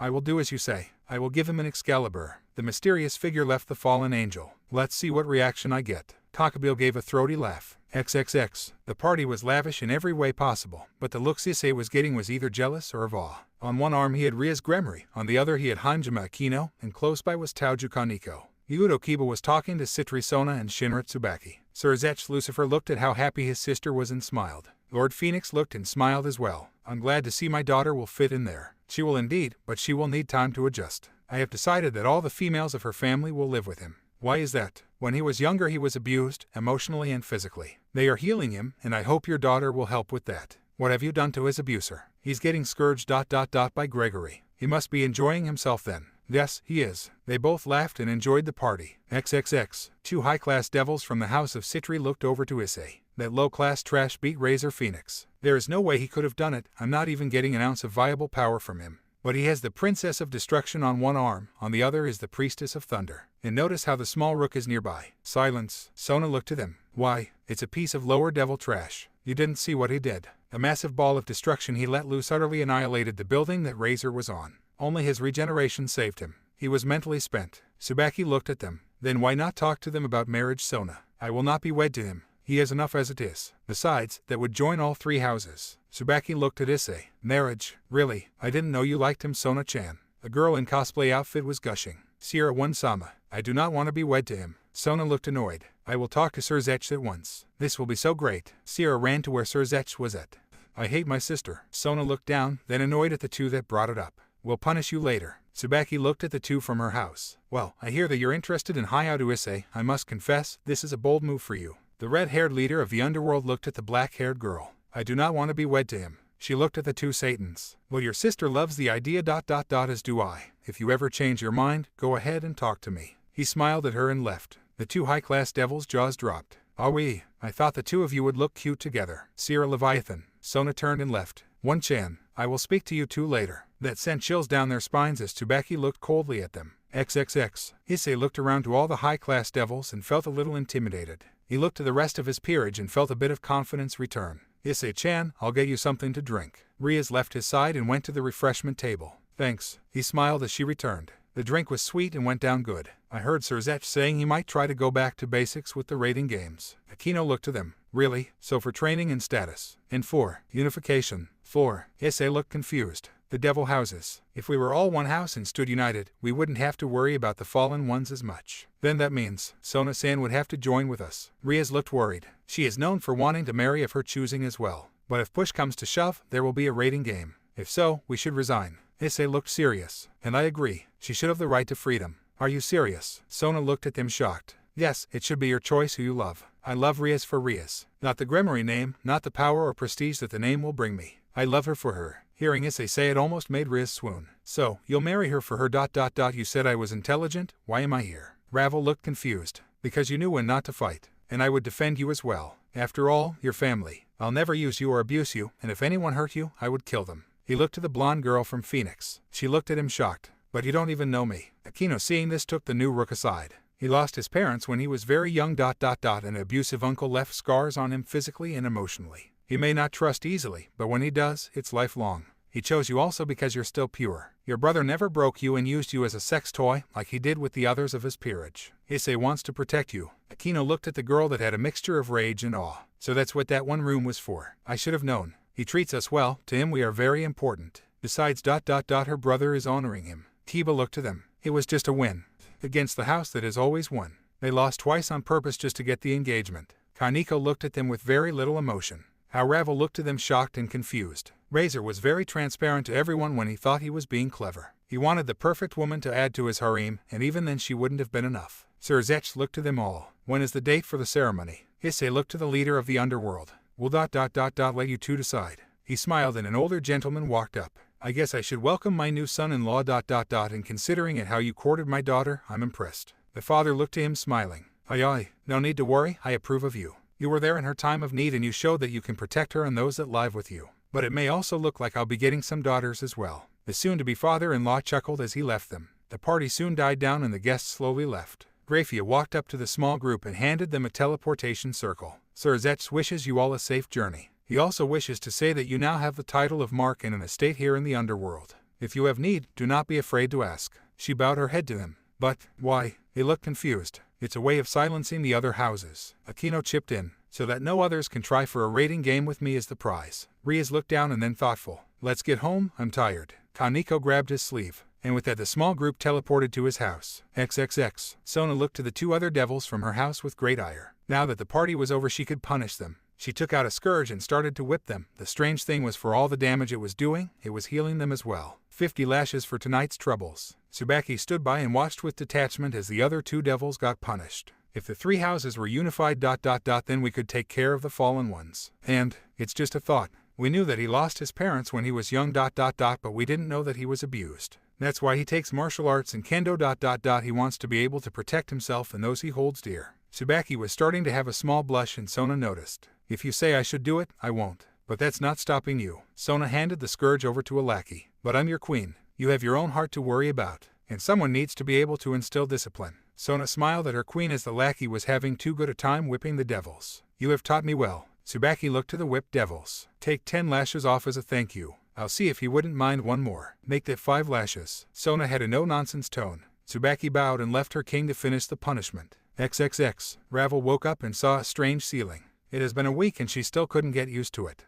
as the smell of wonderful food let her know exactly who was cooking. Issei. She would never admit it, but he was better than the family chef. As she dressed in her Kyo Academy uniform after her shower she saw the spread of food and her mouth watered. Western foods met Eastern as the house's inhabitants sat down to the meal. I would have done breakfast ... but then that means I get to do dinner. Riaz smiled at him as he blushed and looked away. Looks like I'll have to help. Aquino looked over to Riaz. Here's your lunches. He handed out the bentos. What's this supposed to be? Ravel looked at him as she pointed to a hot dog shaped like an octopus. It's just a hot dog, and it's cutely done. Riaz smiled. It's the little things that's important. Aquino looked to Ravel. There is much to learn for you. Asia smiled to her. Time for school. They got up and left. XXX. Cadiz and Murayama were at the front gates looking for Issei. When they spotted him, the former looked happy and the latter just smiled. As his small group walked up to the gates they walked up to him. Sensei wanted to see you, since you have missed a few days. Cadiz looked over to the dojo. All right, I have to go. He then left with Cadiz and Murayama. Riaz just started walking well in thought. What is up with that? When he faced my brother, he was strong.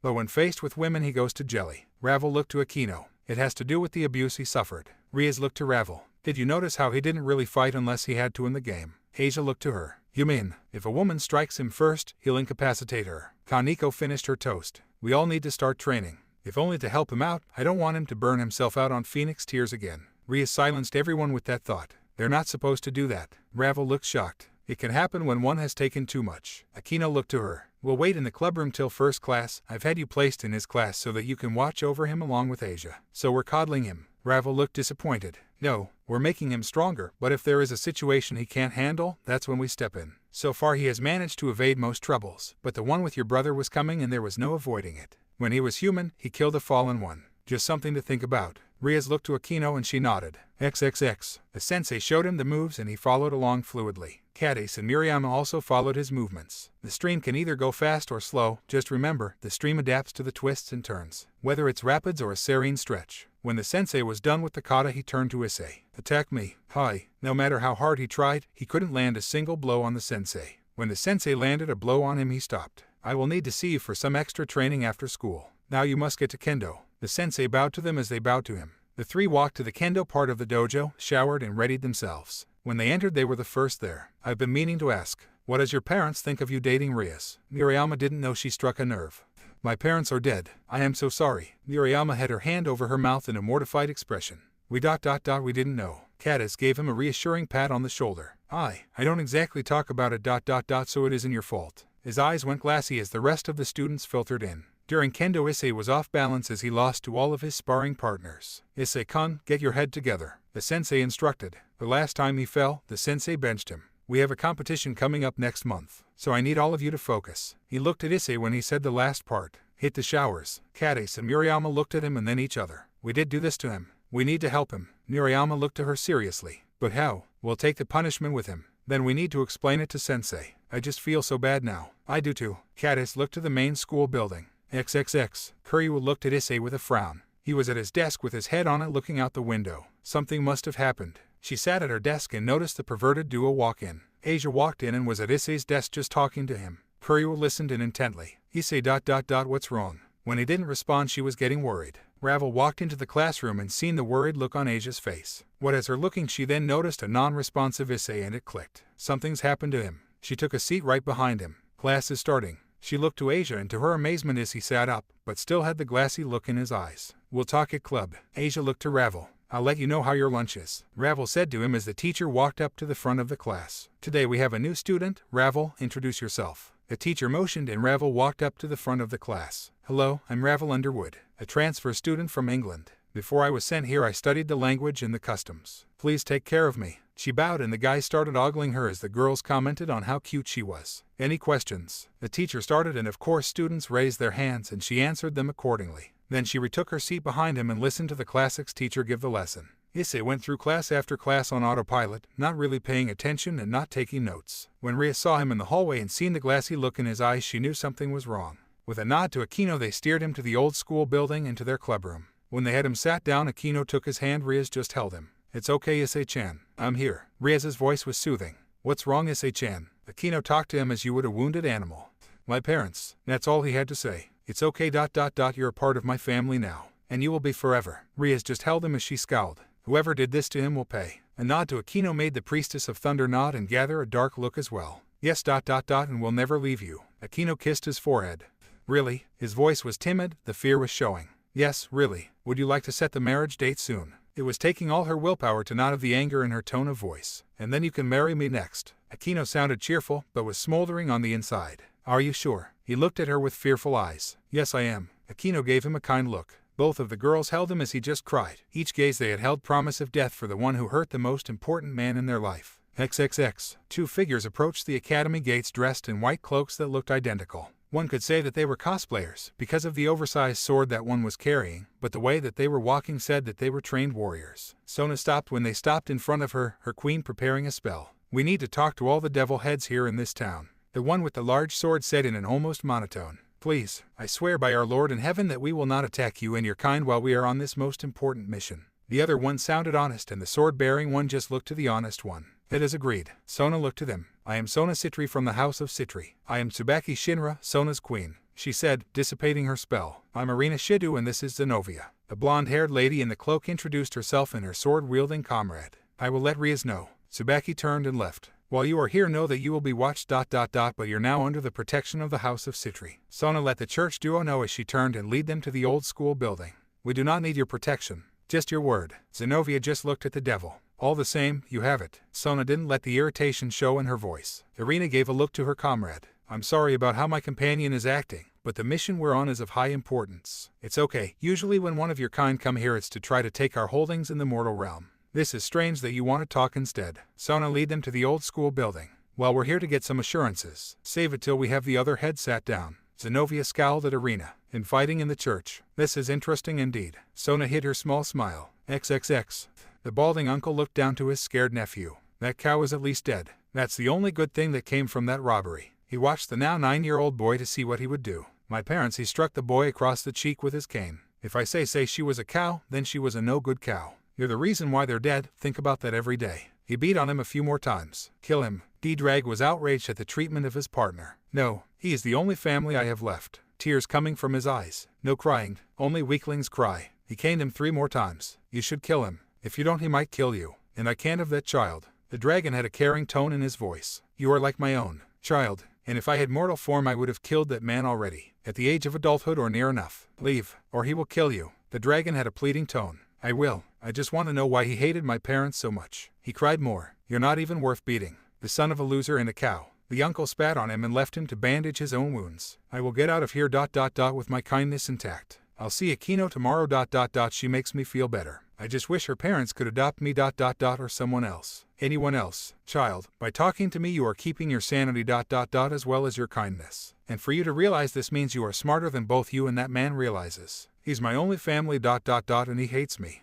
XXX. Tsubaki walked to the door of the Occult Research Club and was about to knock when the door suddenly opened to reveal an angry-looking Aquino. What is her angry? To what do we owe the honor? Aquino scowled. Two representatives of the church want to talk to Sona and Rias. Tsubaki had a neutral tone. When? Aquino looked to Rias, who was still holding Issei. They are on their way now. Tsubaki looked over to Issei curiously. Then we shall prepare. You may have a seat. The anger leaving the surface, but Tsubaki knew she was still smoldering. Rias moved him to the teleportation circle and nodded to Aquino. Take him home he needs to rest. At once do you want me to stay with him? Aquino looked like she wanted to hunt down the one that had hurt him. Please, I'll be home as soon as possible. Rias looked at her pleadingly. I will stay with him. Aquino looked at him as the anger drained out of her and her actions. In a flash of light Issei and Aquino were gone. When the door opened again Sona walked in with Zinovia and Irina. Kaneko, Kiba, Asia, and Ravel teleported into the clubroom. Kaneko and Asia looked troubled. Kiba was neutral till he saw the sword bearers, and Ravel looked confused. Who invited them? They have a message, which now that you are here, we can hear. Tsubaki looked to Rias's peerage. We have come to ask that you stay out of our way. We are on a most holy mission to destroy 4 of the 7 Excaliburs. Zinovia had a no-nonsense tone and looked seriously at the devils. I want in. Kiba looked to Irina's shocked expression. I have a good idea why a devil wants to destroy a holy relic, but you have no idea what was done to me. I must destroy them. Oh, Kiba looked hard at them. What was done to you? Irina gave a look to Zinovia to quiet her. Too many things all in the name of God. The pain was palatable in his voice. You're a survivor of the Holy Sword Project. Zinovia looked at Kiba in a new light. No, I didn't survive. The finality in his voice sent shivers down Ravel's spine. If you would have come to us, it would have been too late. The church never listens to devils. The hate in his voice was strong. Agreed. And you have my word that we will not hinder you while you are on your quest. Rias silenced everyone with the statement. As none from my house will hinder you. Sona looked to the duo from the church. Now that we have your word. I said we wouldn't hinder you. I said nothing about not helping you. Rias smiled to Sona, who also had a small smile of her own. Here's the intelligence we have so far. 4 of the swords was stolen, 2 from an Eastern Orthodox cathedral, and 2 from Notre Dame. We have had our familiars looking for any odd people. And before you ask, this is our territory, we defend it. Sona looked at the sword bearers. We think Kakabil is involved, which means he wants to start a war. Rias looked to Asia, one of the fallen angels' leaders. We had guessed it, but how did you? Irina followed the gaze to Asia. I see the witches here. That comment made everyone but Ravel angry. All she was just a girl that wanted some friends and as soon as she healed the devil she was ousted. Kiba stood in front of her. The fallen ones took her in, but for their own misguided ambitions. When I reincarnated her, it was to help a friend. Rias had an icy tone in her voice. Sensing that if another thing was said, their shaky truce would crumble, Irina silenced Zinovia. We are very sorry. Now that we are allies for the moment, we will listen to what you have to say. Irina bowed to the Crimson Princess of Destruction. We'll split into 4 groups. Sona looked to the missionaries. XXX. Aquino held Issei's sleeping form, as if guarding him from the evils of the world. I've known for some time that an arranged marriage would eventually happen. After all, it's all about how many moves you can make. But I have a feeling that even if I was what I was before I had died, Father would have approved of him. She smiled as she ran her fingers through his hair. She then remembered how she had died. So you are to be but one of his brides. A green glow got her attention. It wasn't a question, it was a statement. Yes, she knew who she was talking to. He is like my own hatchling and just like a hatchling he needs guidance. He needs to stop being like this. If he doesn't change, and someone finds out about this, that will be the end of him.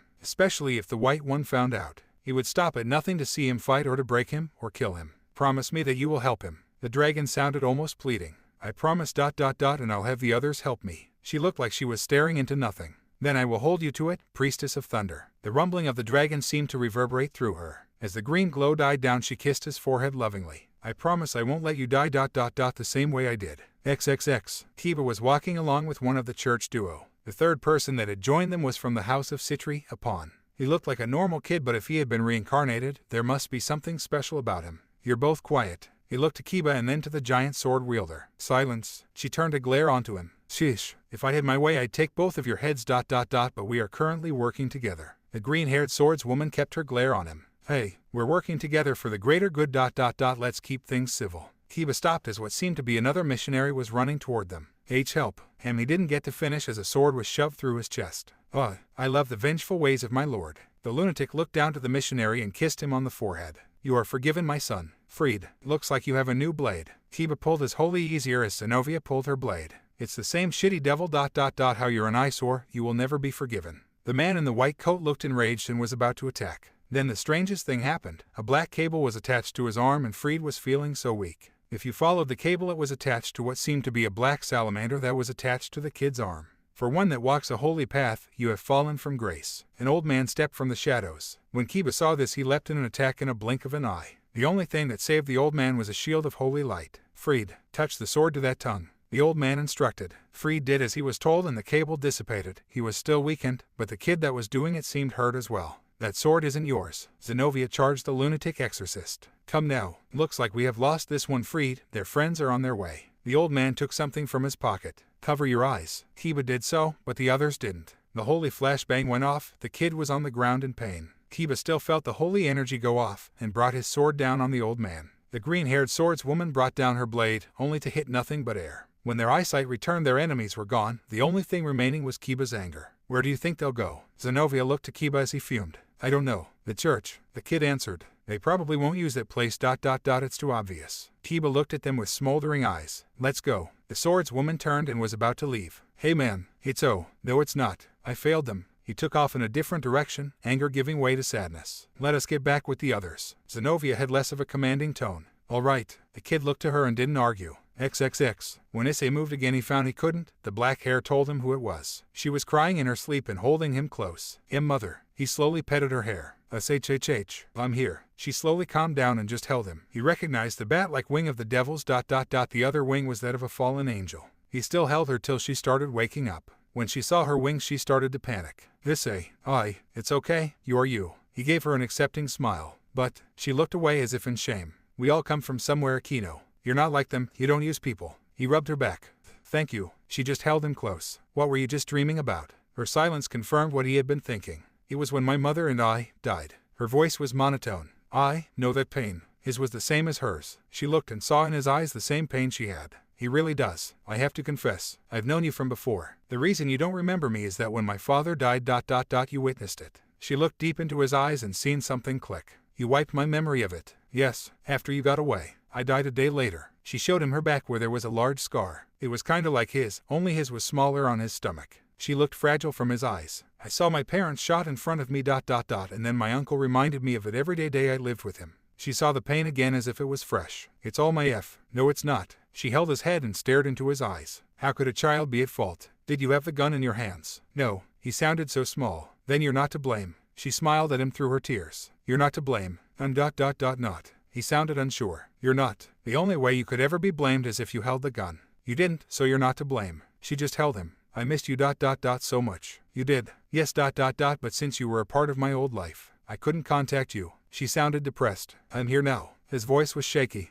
And forever shall we be together. She kissed him fully, Issei being caught by surprise. Breathless, they laid there in each other's arms. Takabia looked to a girl dressed in a black and white frilly dress and stockings with garters. She turned her blue eyes onto the leader in the room and bowed. What would you have of me? I need you to get the 2 swords of Excalibur that we don't have. He looked at her as if gauging her reaction. Yes, sire. She got up to leave, but he did notice that she was shocked. How do I get them? Our middle ... If you fail. The Dark Angel leader watched her retreating form. Are you sure that was wise? Azazel did give orders. Is he here? A lackey was interrupted. No, but nothing. After we take the underworld, then he can complain. The lackey, thoroughly chastised, backed off, Cockabeel looking to the blonde-haired minion as she closed the door to the room she had met him in. She walked through the building, bumping into someone. A lady that looked down to her through gray eyes took note of how deep in thought she was. She tossed her black hair aside and placed her hand on her hip, the purple dress revealing a lot of cleavage. Calla Warner, sorry. What is you thinking? The other Dark Angel had curiosity in her tone. I've been ordered to get the remaining 2 Excaliburs ... The 7th one is in a pocket dimension.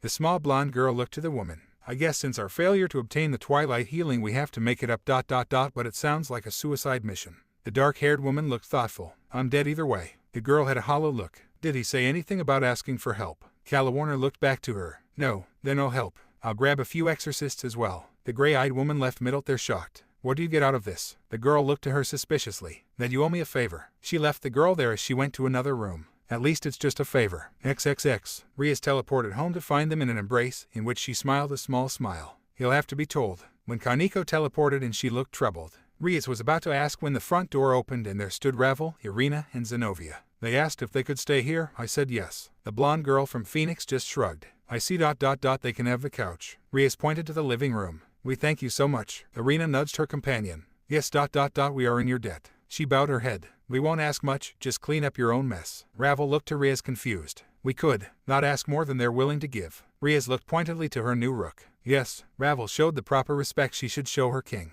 His house ... It's familiar. Irina looked around till she spotted something familiar. It was in a corner where there were marks on the wall. I know this house ... This is Issei's house. She looked to Rias confused. Yes, this is my pawn's home. Issei's home. Now it is our home. He moved away suddenly. His parents was shot in front of him, and his only remaining family member abused and tormented him. Rias's tone was like ice. I didn't know. The blonde from the church looked horrified. We need to get to bed. We have a big day tomorrow. Zenobia pushed her shocked companion to the couches. The reason we won't make a pact with them is because that would get them ousted. Rias looked to Ravel. Then where would they go? Not our prob. Yes, it would be our problem. The icy tone drained out of the princess of destruction. But we are family, his family, and we need to act as such. We shall not dishonor my name ... nor his. She looked kindly to Ravel. Yes, Rias-sama. Just Rias. After all, we are sisters. She gave her an impish smile. Now I have to be able to beat him to the kitchen to make breakfast. Yes, Rias. Ravel looked even more confused. Good night. The blonde went to her room and laid down. Why not make a pact with them? She turned and looked to the wall. They're just members of the church ... Why not kick them when they're down? She wondered out loud. Ravel-chan, the reason we don't do that is because then the humans here would not make pacts with us. Asia looked in from the doorway. It's about trust. I learned that on the first few pacts I made. The other blonde of the household sat by the new rook. So that's how you all managed to gain a steady foothold here in this town. Ravel looked surprised. From what Rias told me, the humans here were very distrustful of her, but when she didn't go back on her word and kept her promises ... Word of mouth advertising. I see ... So why is she so hung up on Issei? She finally voiced a question that was in the back of her mind. He's a kind soul, and he meant what he said. If someone ever hurt you, he would kill them. He fought for me even before I was reincarnated. Asia smiled at the memory. And if I wouldn't have died, he still would have taken me in. I see. Get some sleep, we have an early day tomorrow. Asia got up and left Ravel to think on the new information. XXX.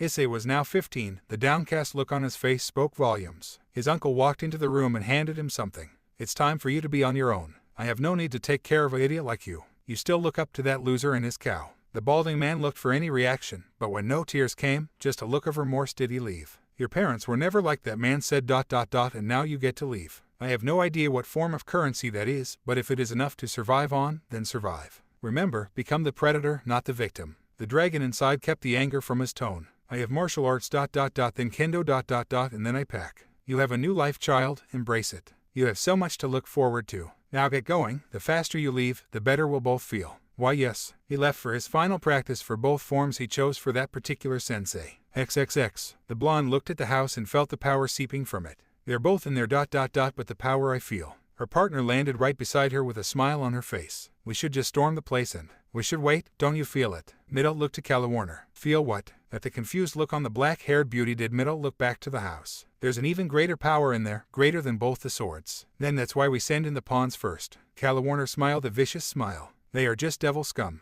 If you want to storm the place, I would suggest waiting until the opportune moment. The blonde looked deep in thought. Fine, I'll wait, but not for much longer. The black-haired woman gave an angry look toward the house. They didn't seem to see a man on another rooftop sitting there and smiling. Another man landed right beside him and offered him a coffee. I wonder what the dragon man is going to do. The man with the dirty blonde hair and in an unkempt kimono looked to the red-haired man next to him. More than likely break anyone that hurts any that are dear to him. You know I take nothing from your kind. Just trying to be friendly ... And those fallen, won't they be surprised when they hit the barrier? The red-haired man had a devious smile that touched his eyes. Nice, I can't even sense it. Cockabeel will be angry. The dirty blonde laughed. Sir Zech-sama, we have to get going. A maid appeared next to the ruler of the underworld. Azazel, do you prefer decaf? The dirty blonde leader of the fallen angels gave him a look. Cream and lots of sugar. Next time. The red-haired leader of the underworld waved and disappeared. Middle just looked at the quiet home and then the thing that had been nagging her came to light. Calawarner ... This is too easy. The way she said it made the other fallen look to her confused. What do you mean? This is too easy. Something has to go wrong ... But what is the question? The blonde looked seriously to her partner. Then that's when the first exorcists hit the barrier, the light show seeming to light everything up. I see your point, we can't get in. The black-haired fallen squinted. We have to pull back, at least for now. The blonde signaled the exorcists and they left the area. XXX. Kades and Murayama were waiting by the gate as usual, both of them feeling guilty about what they did to their friend. When the sensei walked up he looked confused. I need to see Issei, not you two. We made him lose focus. Yeah, I brought up his parents, and he said they were dead. The sensei nodded in understanding. Some wrongs you cannot right, no matter how hard you try. But you can always share the burden that you wrought. He nodded to them. I expect to see you three ready soon. Hi sensei. When Issei's usual group showed up he nodded to Rias and Aquino and followed Kades and Murayama. He should be well today but he still needs some reinforcement. Aquino looked to his retreating form. We have to send out the search parties again. Rias looked to Ravel and then to Kaneko. Yes Rias. Kaneko nodded and Ravel just nodded. Be sure to let Sona know as well. Asia nodded and left the group. Now to tell Kiba. XXX. Kiba sat in the club room. He looked to his blade with determination. He cut his hand and let the blood drip to the floor. On my own blood I will avenge you, my brothers and sisters. He jumped out the window just as Rias entered the building. Slowly walking through the gates he left, not really paying attention to his surroundings till he found himself in the park. What got his attention was how there was a lack of people on such a beautiful day. You can come out now. He looked around, knowing that the fallen were near. How did you know? Came a childlike voice laced with honey. It was too quiet. Kiba honestly answered. Well, we can dispense with the pleasantries. A more mature voice came from his left. 2-on-1, I must be a lucky guy. Kiba had a flirting tone. Please, you aren't even worthy of me. What do you think, Middlet? The mature voice was haughty. If he wasn't a devil, then maybe Warner. The childlike voice sounded disappointed. Ladies, I have no rage directed at you. I want the Archbishop of Annihilation, Valper Galilei. He looked to them seriously. And why do you want him? Warner had a confused look. He killed me. This shocked both the fallen females. You want revenge. I want justice. He killed the others by gassing them. I got away only to be hunted down. All they were was kids. The sorrow in his voice was thick. I see. Too bad. Let's leave him to Cockabeel. He doesn't have a holy Excalibur anyway. Middle looked to Warner. But I was given the order to find the others. He doesn't have one. The barrier was lifted and they flew away. He sighed in relief as he walked the park. He was a devil. We should have. He is quite angry and would have bested us. Middle looked to her partner. We could have done nothing. And by leaving him alive that helps us. We won't have to kill him, just sick freed and some exorcists on him. They are after all expendable. Warner looked surprised. So he will lead us to them. Warner looked to her as if figuring out her partner's plan. Yes, XXX. The sensei looked to the three students practicing and nodded. Kades looked over to her sparring partner as he grunted while being hit. Again, the sensei ordered. She made to strike Issei, but at the last second he knocked the bamboo blade away and tagged her in her chest. She was knocked down and the sensei chuckled. The river flows and bends as Issei does. Feel pride in that. I'm sure your ancestors do. The shocked student couldn't say a word. The pride in the girl's eyes had shown as well. Is he ready? Murayama looked to the sensei seriously. One does not have to be told when they are ready. They feel it. It is like the river. Now for martial arts. He shooed them to the showers just to get into their gis for hand-to-hand training. At the mats the sensei showed a hold on Issei. See how the arm is bent. This will keep them from hurting themselves and others. The inspiration came from a turtle. On the back they can't move, but a strong opponent can break this hold. Now you try. Issei did as he was instructed and placed the hold on Kades quickly. She tried to break the hold but couldn't. Then the girls did it to him. Now use this hold when the others come in. The instructor allowed them to rest before the rest of the class entered. Tsubaki entered and seen him sitting there chatting with Kades and Murayama. I still have to see if he is willing to have another. After all, I won't be a queen forever. But the search will continue today. Sona-sama got everyone's special passes. Tsubaki, Issei, spar. The sensei sat at the front and watched. After the bow she threw a punch just to have him dodge and pull her arm, her momentum causing her to stumble. He allowed her to get up and she waited till she realized he wouldn't make the first move. She ran at him and threw a kick just to have him dodge it. He was behind her and she was now in his hold. She used all of her human strength and couldn't break the hold. Issei wins. After he let go of her she sat by the other students, close to where he was. Now class, do you see how he flowed?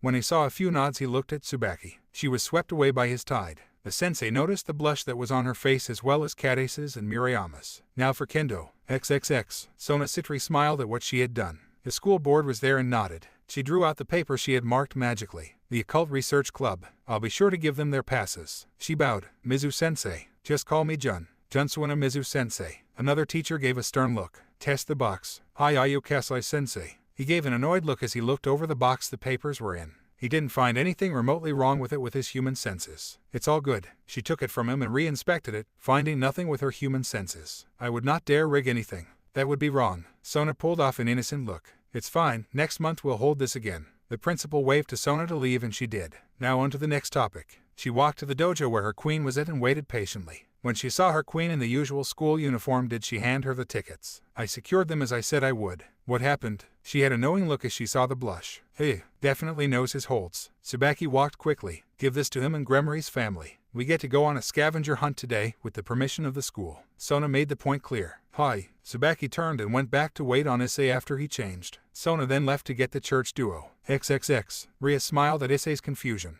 This just reminds me on how much he really knows about the real world. Akino kept him close as Tsubaki sat down. Will you help with the search? Tsubaki waited to hear his answer. Yes, someone is trying to start a war. One that could end the world as we know it. I will not stand by and let this happen. She adjusted her glasses and sat next to him. I will volunteer to go with him, as will I. The small white-haired girl stood behind him. Good, I wish you luck. Rias nodded to them as they got ready to leave. After they left, Rias looked to Sona and then to Akino and nodded. We shall get going as well, we have the north sector. Sona got ready with Rias following. Friedselsen was at the shopping center looking down when he felt a gust of wind and knew a friend had landed. So, which one do you have your eye on? The female voice was like silk. I dunno. I see no sword bearers, but the Lord's work must be done. He readied a golden blade beautifully sculpted and smithed. The black-haired beauty next to him smiled as she launched herself on her black as night wings. XXX. Kiba stumbled upon Issei with his team, the church duo following him. Irina instantly saw the change from what her friend was so many years ago. Zenovia just looked at him as if he was just another devil.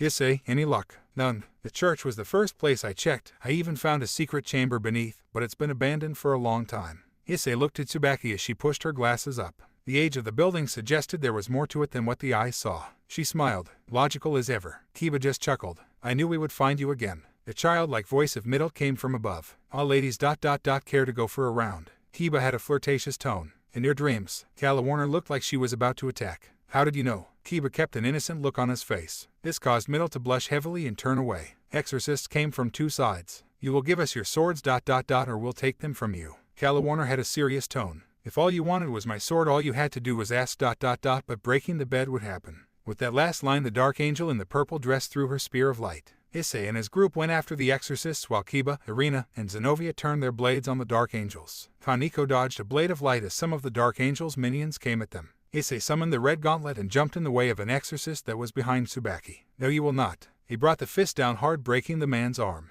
Tsubaki fired off her spell. The poor souls trapped in the gravity well had no chance. As the minions had died from the spell, Kiba had parried away a spear of light meant for Issei. I got your back this time, next time you won't be as lucky. The gauntlet boomed, getting the attention of the dark angels. Is it the twice critical? Middles had a wondering look. I don't know. Ladies, I'm your date ... and I hate it when I'm ignored. Kiba's holy eraser got close enough to them.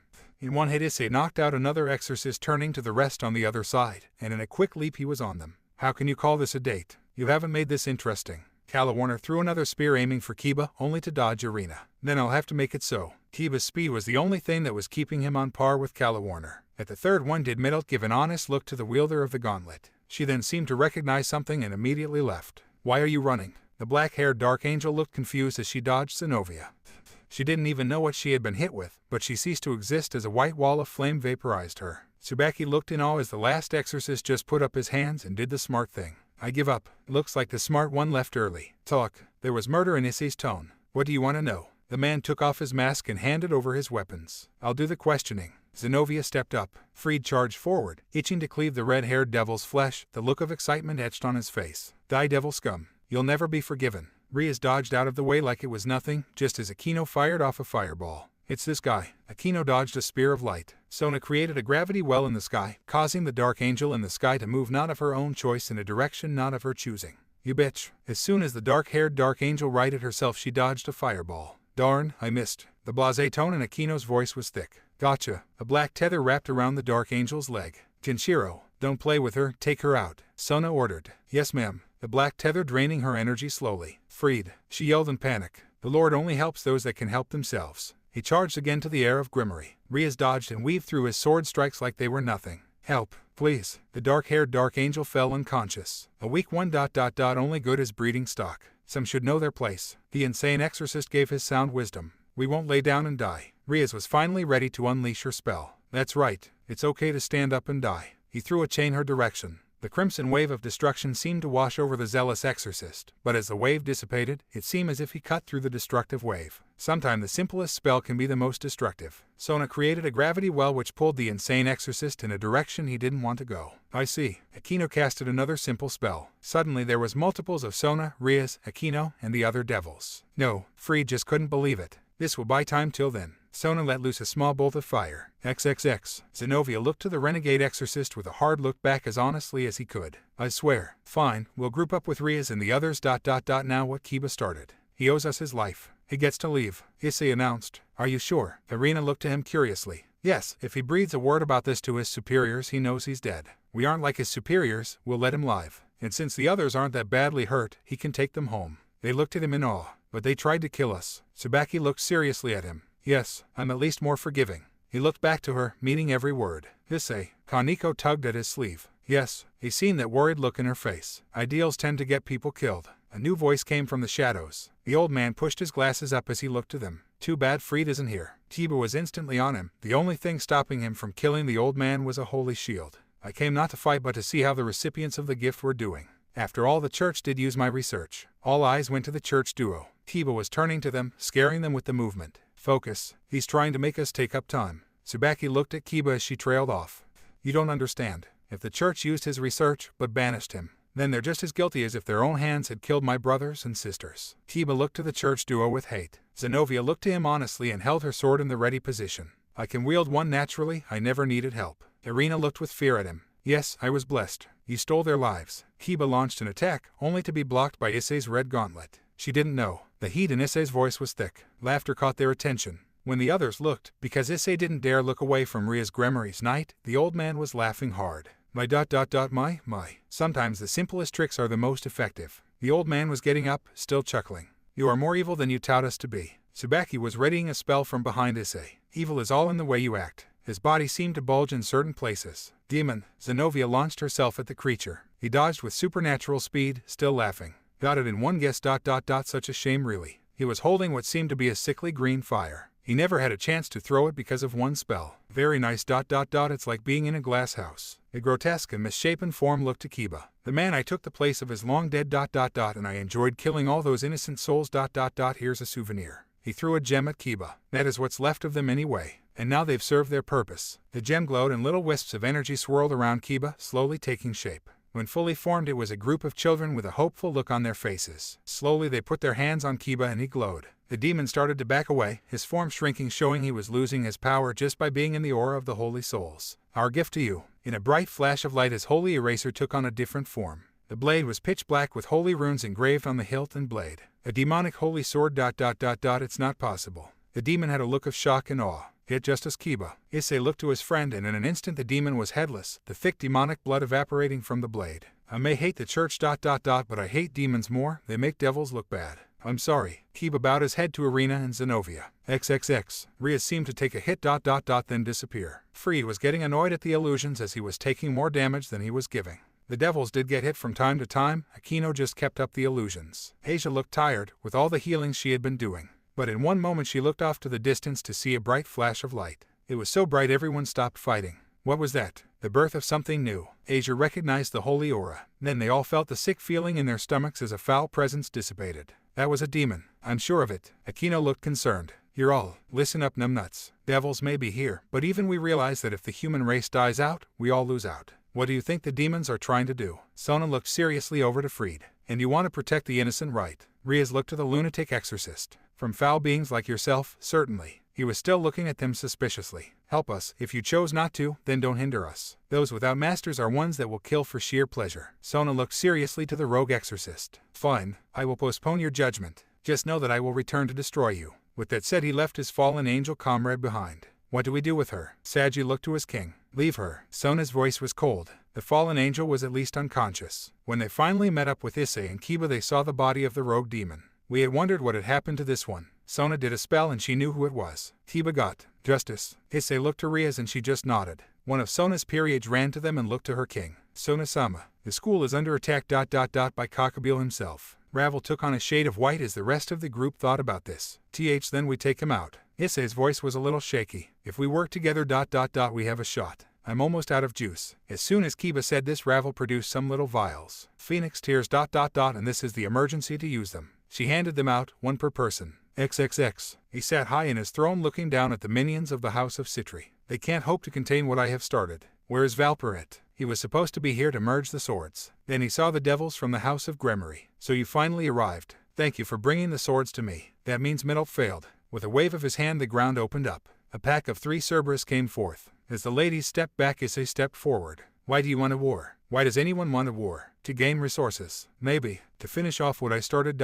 Yes. I killed God and the 4 Satans. This is to right the wrong from a long time ago. So you're willing to kill innocents. The ends justify the means. He smiled a cruel smile. I won't let you kill my family. The gauntlet appeared ... and he armored up in it quickly as he yelled in rage. The boy charged only to be blocked by 2 of the 3-headed hounds. Look alive. I'll guard his right. Kiba shot to his right. I'll take his left. Kaneko got in the way of the beast that was slobbering lava. I hate dogs anyway. We'll get the other mutt. Riaz looked to Akino and Ravel. Both nodded and prepared. The punch made the center head reel, but the other 2 heads spat their deadly lava. The rage he felt seemed to double as he took out his frustrations on the poor hellhound. The 3rd dog from the underworld tried to get to his flank, but was met by a woman with blue hair with a green lock. If I am to die, then I die with honor. She held up the Excalibur Destruction and took a leap. Akino readied the spell of thunder and lightning and brought forth destruction that sent the dog back to the pit from whence it came. Ravel jumped in front of Asia and took the superheated blast of molten rock. That stung ... and you ruined my dress. She charged up her own spell of Phoenix Fire. The 3-headed dog ran from the fire that was hotter than its slobber. At this the fallen angel leader looked to the boy clad in red armor and smiled viciously. I grow bored of this. He then made his spear of light, which was bigger than anything they had ever seen. He then threw it at Riaz. In a blink Issei pushed her aside and took the hit. The spear of light had damaged the armor, but Riaz was glowing an ominous red. Take this. She let loose with a crimson wave of destruction as Akino caught Issei. When the dust settled they saw their true enemy. Takabil only had a minor scratch. It's been a long time since I've seen my own blood. I'll do the honor of a quick death. He readied another spear of light and threw it. Zenobia jumped in the way. The spear seemed to be blocked, but then a loud cracking sound and a portion of her midriff was just gone. She dropped to the ground dead. No, I can't let you kill him. That's my job. A boy of no older than 17 walked in and stood in front of the group. I can't believe I'm saying this, but it's good to see you, Albion. The green gem glowed from Issei's unconscious form. D-drag ...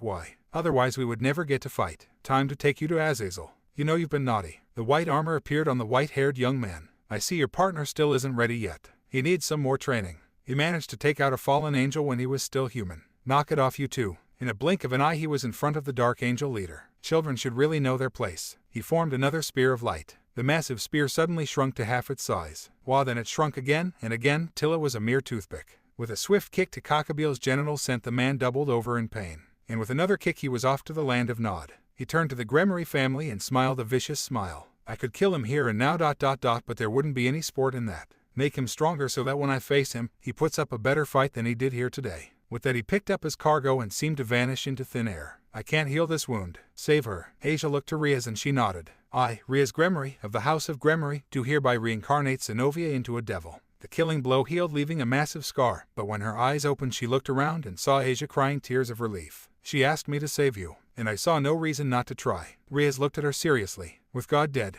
I just wanted to die. Issei needs another big sister. Asia looked to her pleadingly. Will you be my knight? Riaz held up the piece. Yes, you fight for justice and you don't lie to those that follow you. She spat the words out as if they were poisonous. With that she pushed the piece into her chest and she glowed red. Welcome to the family. Irina looked to her friend with despair. He could have lied. What he said was quite true. Kakabil did kill God and the 4 Satans. It's just been kept a secret. A blonde-haired and blue-eyed man with white angel wings was there. But, Irina looked to her friend. Yes, what a pain, but at least Volley brought him in with minimal damage. A dirty blonde-haired man with a goatee looked to the angel. Azazel, we need to make sure something like this will never happen again. Just like the Holy Sword Project. Kiba looked like he was going to rush the angel. I ask for your forgiveness. The angel bowed to Kiba. This shocked the young swordsman and everyone that was there and awake. Michael, the other fallen angel leader, looked the archangel. You should have known. The rage was thick in Kiba's voice. He took a step forward, shaking with all the rage. The system isn't perfect, and by the time we found out it was too late. Everyone waited for the first night of the Gremory household to make a move. I won't forgive you ... but I don't hate you. I suggest more training, if my lovely sister agrees. The red-haired ruler of the underworld seemed to have stepped out of nothing.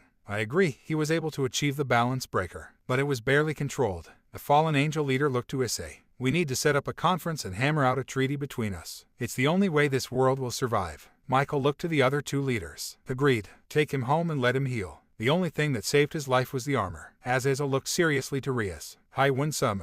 With that, Aquino teleported Riaz's family home, and her brother looked to the others. He will be a force to reckon with one day. I pity his enemies. Azazel had a thoughtful tone. I have something for him then. Michael looked to the red-haired Satan. You don't mean he is ready for it? And it would be a grand experiment. The dirty blonde had a sly look. I hope it doesn't anger the future wife though. Which one? I know how you devils do polygamy. Cream and lots of sugar. Michael, how do you take your coffee? Black. No frills. I should have expected something like that. Now for the cleanup. XXX. Zenobia looked at the house that had now become her home. Irina had gone her separate way, but they did find an unusual guest. The blonde-haired girl in a frilly dress looked to Riaz and bowed. I humbly ask for asylum.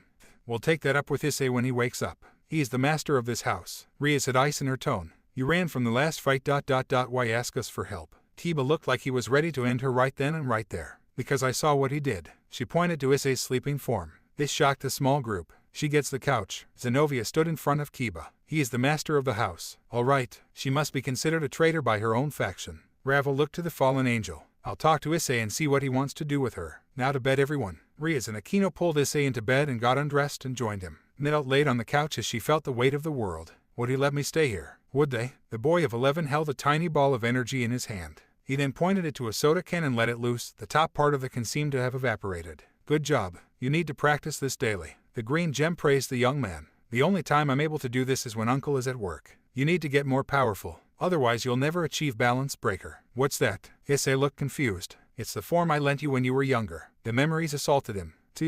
I was dormant till that day. Now concentrate and make it bigger. The dragon instructed. Why yes sir. He made the red gauntlet appear and concentrated hard. The sphere was now half its size bigger, about the size of a golf ball, but he was sweating. Fire. The boy loosed it and it took part of the tree that it was on out with the can. Rest till that bastard gets home. You have come a long way in your magic, be proud of that. There was a fatherly tone in the dragon's voice. I just wonder why he hates me so much. I don't know, but take everything he says as nothing. Because that's all he is. Nothing. The child looked down to his left hand confused. I'll take a nap. All I know that if I was there I would have roasted him myself. In flashback.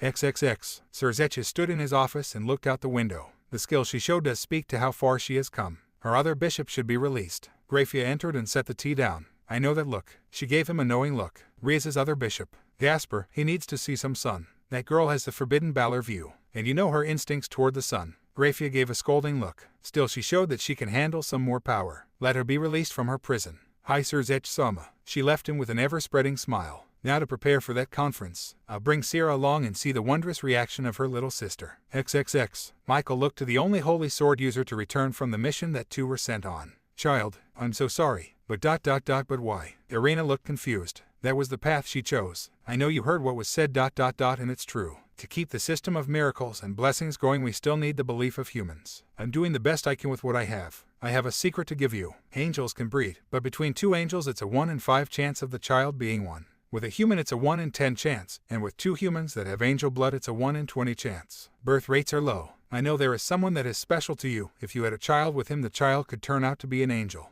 Will you accompany me to the peace talks? I got there too late and I couldn't stop it. But he's a devil. We need this peace. And with peace you can be with him. I need to get a gift for him, for if I was the Chaos Brigade, I would hit during these talks. So many on both sides didn't like how the three-way war ended. He sounded thoughtful. I know. I'll go with you. He nodded and she left him. Now to pull the dragon, Slayer and give Zenobia. The Durandal. XXX. Middle woke to amazing smells coming from the kitchen and she couldn't help her stomach from growling.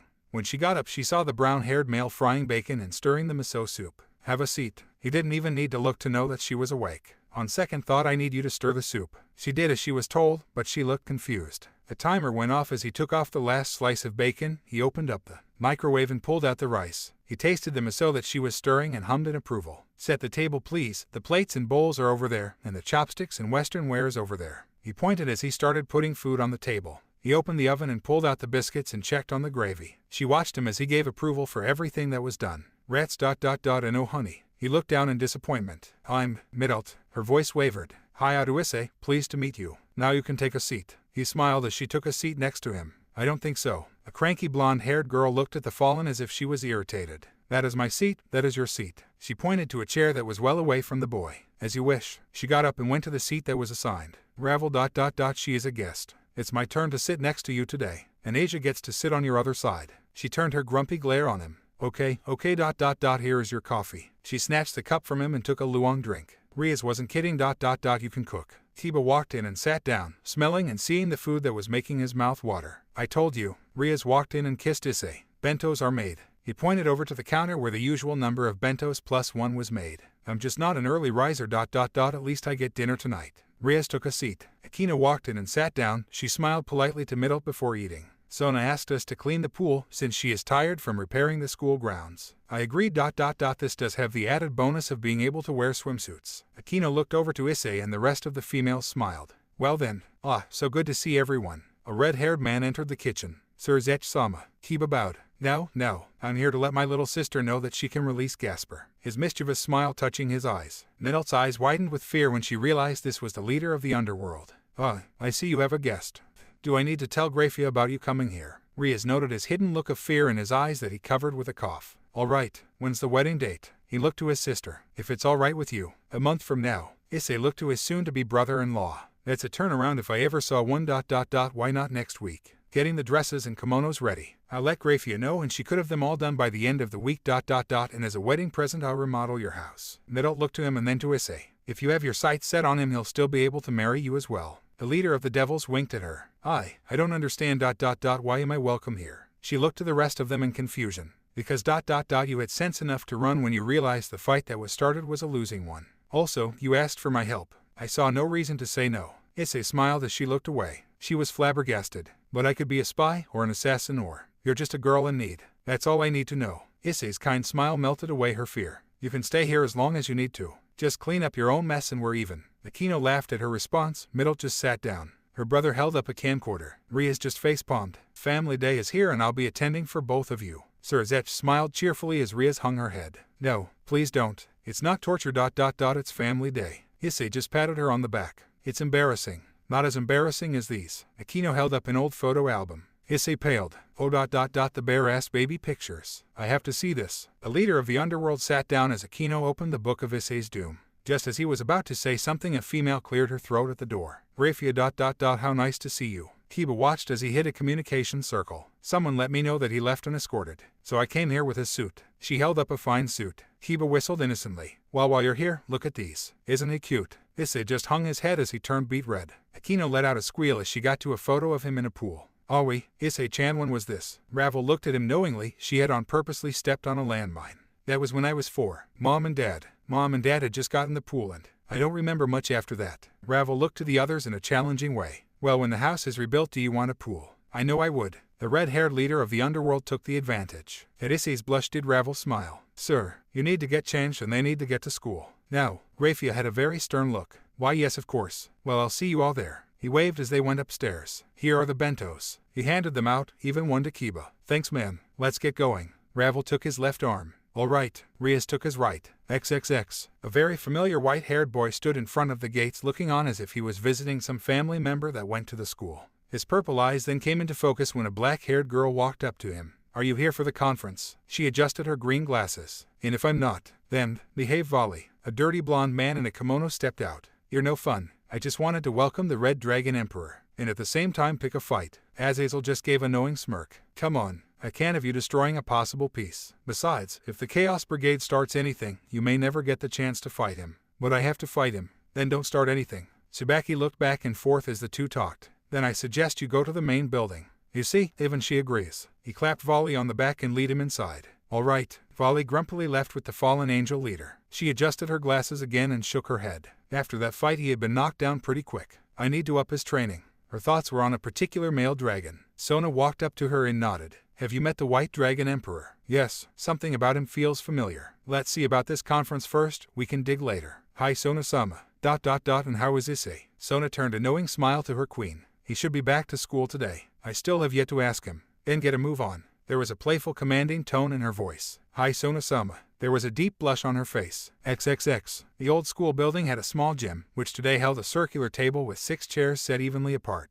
On one wall there were banners of the 5 aristocratic devil houses, the biggest and most opulent being the House of Lucifer. On the opposite side were 2 banners on either side of a banner representing Michael. All were equal in size and decoration. On the opposite side of the door was a single banner representing Azazel. It was opulent enough but seemed a little out of place. As the delegates entered and took their seats, the aides stood by the walls and milled about. Irina looked over to Vali questioningly. If you're curious, he isn't one of mine. I hired him to take care of some trouble is all. The dirty blonde leader of the Fallen smirked. Now, don't go making the girl blush. Sir Zech smiled as Grafia poured some coffee. Don't you have anything harder? This is a peace conference, not a brothel. Michael sat down. That would have made it more fun. But you're right, we're here to talk, not for pleasure. He withered under the glare that Grafia was giving the red-haired leader of the underworld. Too bad Barakil wasn't here to see this. But getting stabbed by Cockabeel will do that. Azazel just shrugged. The infighting of your faction does have its moments. But from what I gathered, Cockabeel wanted no half-breeds, so he killed Barakil to make an example. Personally, if people are in love, let them be. That's how I think of it. He looked over to Issei and Rias. How is Gasper coming along?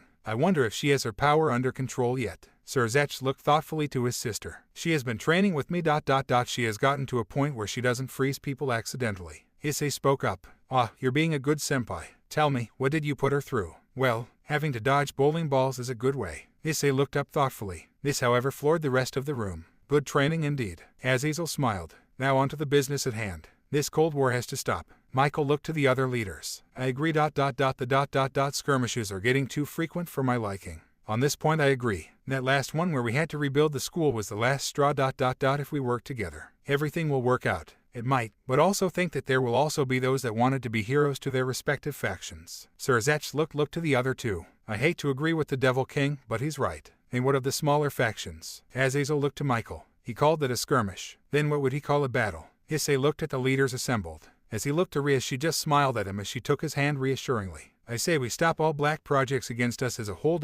So we can trust one another. Azazel looked to the other two. Would you be referring to the one that you have going, or the ones that we have going? Sir Zech looked pointedly at him. I have no idea what you mean. Seeing as I'm the only fallen angel leader left, I have no black projects. We stopped what Cockabeel was doing, and that's all that I think he had going. The dirty blonde looked honestly to the other two leaders. Okay, so all black projects against each other will be scrapped. Michael looked the Devil King. Agreed. Why don't you kids go get something to eat? We'll be in here for a while. Azazel looked to them and then to Vali. Sure. Why not? The white-haired boy shrugged and left the room. We need to check up on Gasper anyway. Rias pulled Issei along. When the kids were gone, the three leaders looked to each other. Now on to serious business. Territory. XXX. The small girl looked out from her box. It's scary out there. The girl's uniform hugged what little curves she had. The only thing on her that was out of place was her pointed ears. Her platinum blonde hair seemed to go with her dark red eyes. Then the man that had helped her came into the room. What would he want with a dampier? A half-breed. She looked down to her modest B-cup bust. Gasper. Do you want to come out? Issei sat near the box. No. A small female voice came from the box. Kinda like that one song. A boy named Sue. Only in reverse. Issei just shook his head. Only she didn't toughen up. Why do you waste time on me? I'm a nobody. If Rias thought you were a nobody, she wouldn't have given you new life. She must have thought that there was something special about you. Though I'm beginning to see what she saw in you. He put his hand on the box. What's that? Gasper's voice was timid. You have the ability to become powerful and arrogant. But instead you hole yourself up in a box and live a sheltered life. I saw my parents killed in front of me. My uncle told me every day that I stayed with him that it was all my fault. But Aquino told me this. How can it be the fault of a child who wasn't holding the gun that shot them? She tells me this every day. And Ravel brings them up every now and then to see my reaction. I still have a long way to go. But I don't become despondent anymore. She poked her head out of the box and saw his depressed look. Hunters got a hold of me, staked me to see the daybreak. But when I didn't burn, they drove a stake through where my heart should have been. I was in shock, so I didn't move. I bled to death. She looked at him. My parents didn't even avenge my death. She looked down sadly. If anyone would ever hurt you, I'd kill them. The look in his eyes stunned her. I am just a person that's important, Rias. From what I've seen. Your family. Pure and simple. Her eyes watered and she latched onto him, crying her eyes out. Rias smiled from her vantage point as the small girl just held her pawn. He's so sweet. She looked to Aquino, who was also crying. Let's leave them for a bit. Rias left and Aquino walked with her. The rooks looked on. It's okay if you want a drink from me. She looked at him slowly. Then that means I'll become a monster. No, a monster is someone that doesn't value life. So there are some very human monsters out there. You value life. You're not defective by any means. I still don't want to. When you want to, I'll be here. Thank you, Oni-san. XXX. She watched with an impish smile on her face. I tried to tempt the white one. It didn't work. I can't get in there, and rather than attack with no info. Let's cause some trouble in another part of town. She looked to what seemed to be a tan, short-haired boy in some sort of leather armor and a staff. Boku, stir up the mages in this region. I won some. That's a great idea ... and I know just how to do it. With a thunderous strike with his staff he leapt high into the air and was gone. Let's see if I can draw you out. Oh, I see you're here. What kind of trouble are you planning? You know you can't stop me. You're right, I can't ... but he can. The dirty blonde in the shabby kimono held a cup of coffee. Then I'll have to kill him. That's a lot harder to do now. I'll start training him to be tougher. You could join. The world needs to be wiped clean ... so a fresh start can happen. This is a fresh start, and no one has to die. The man looked into her eyes. Once in a while it's good to clear the slate. She looked seriously at him. Azazel just sighed and looked at her. Open your heart to someone. That will end your pain. XXX. Okay, sadly the chapter is over. And if you enjoyed, just leave a like and subscribe with post notification, so when the next chapter is ready, you will be notified. Okay, see you in the next video. Bye.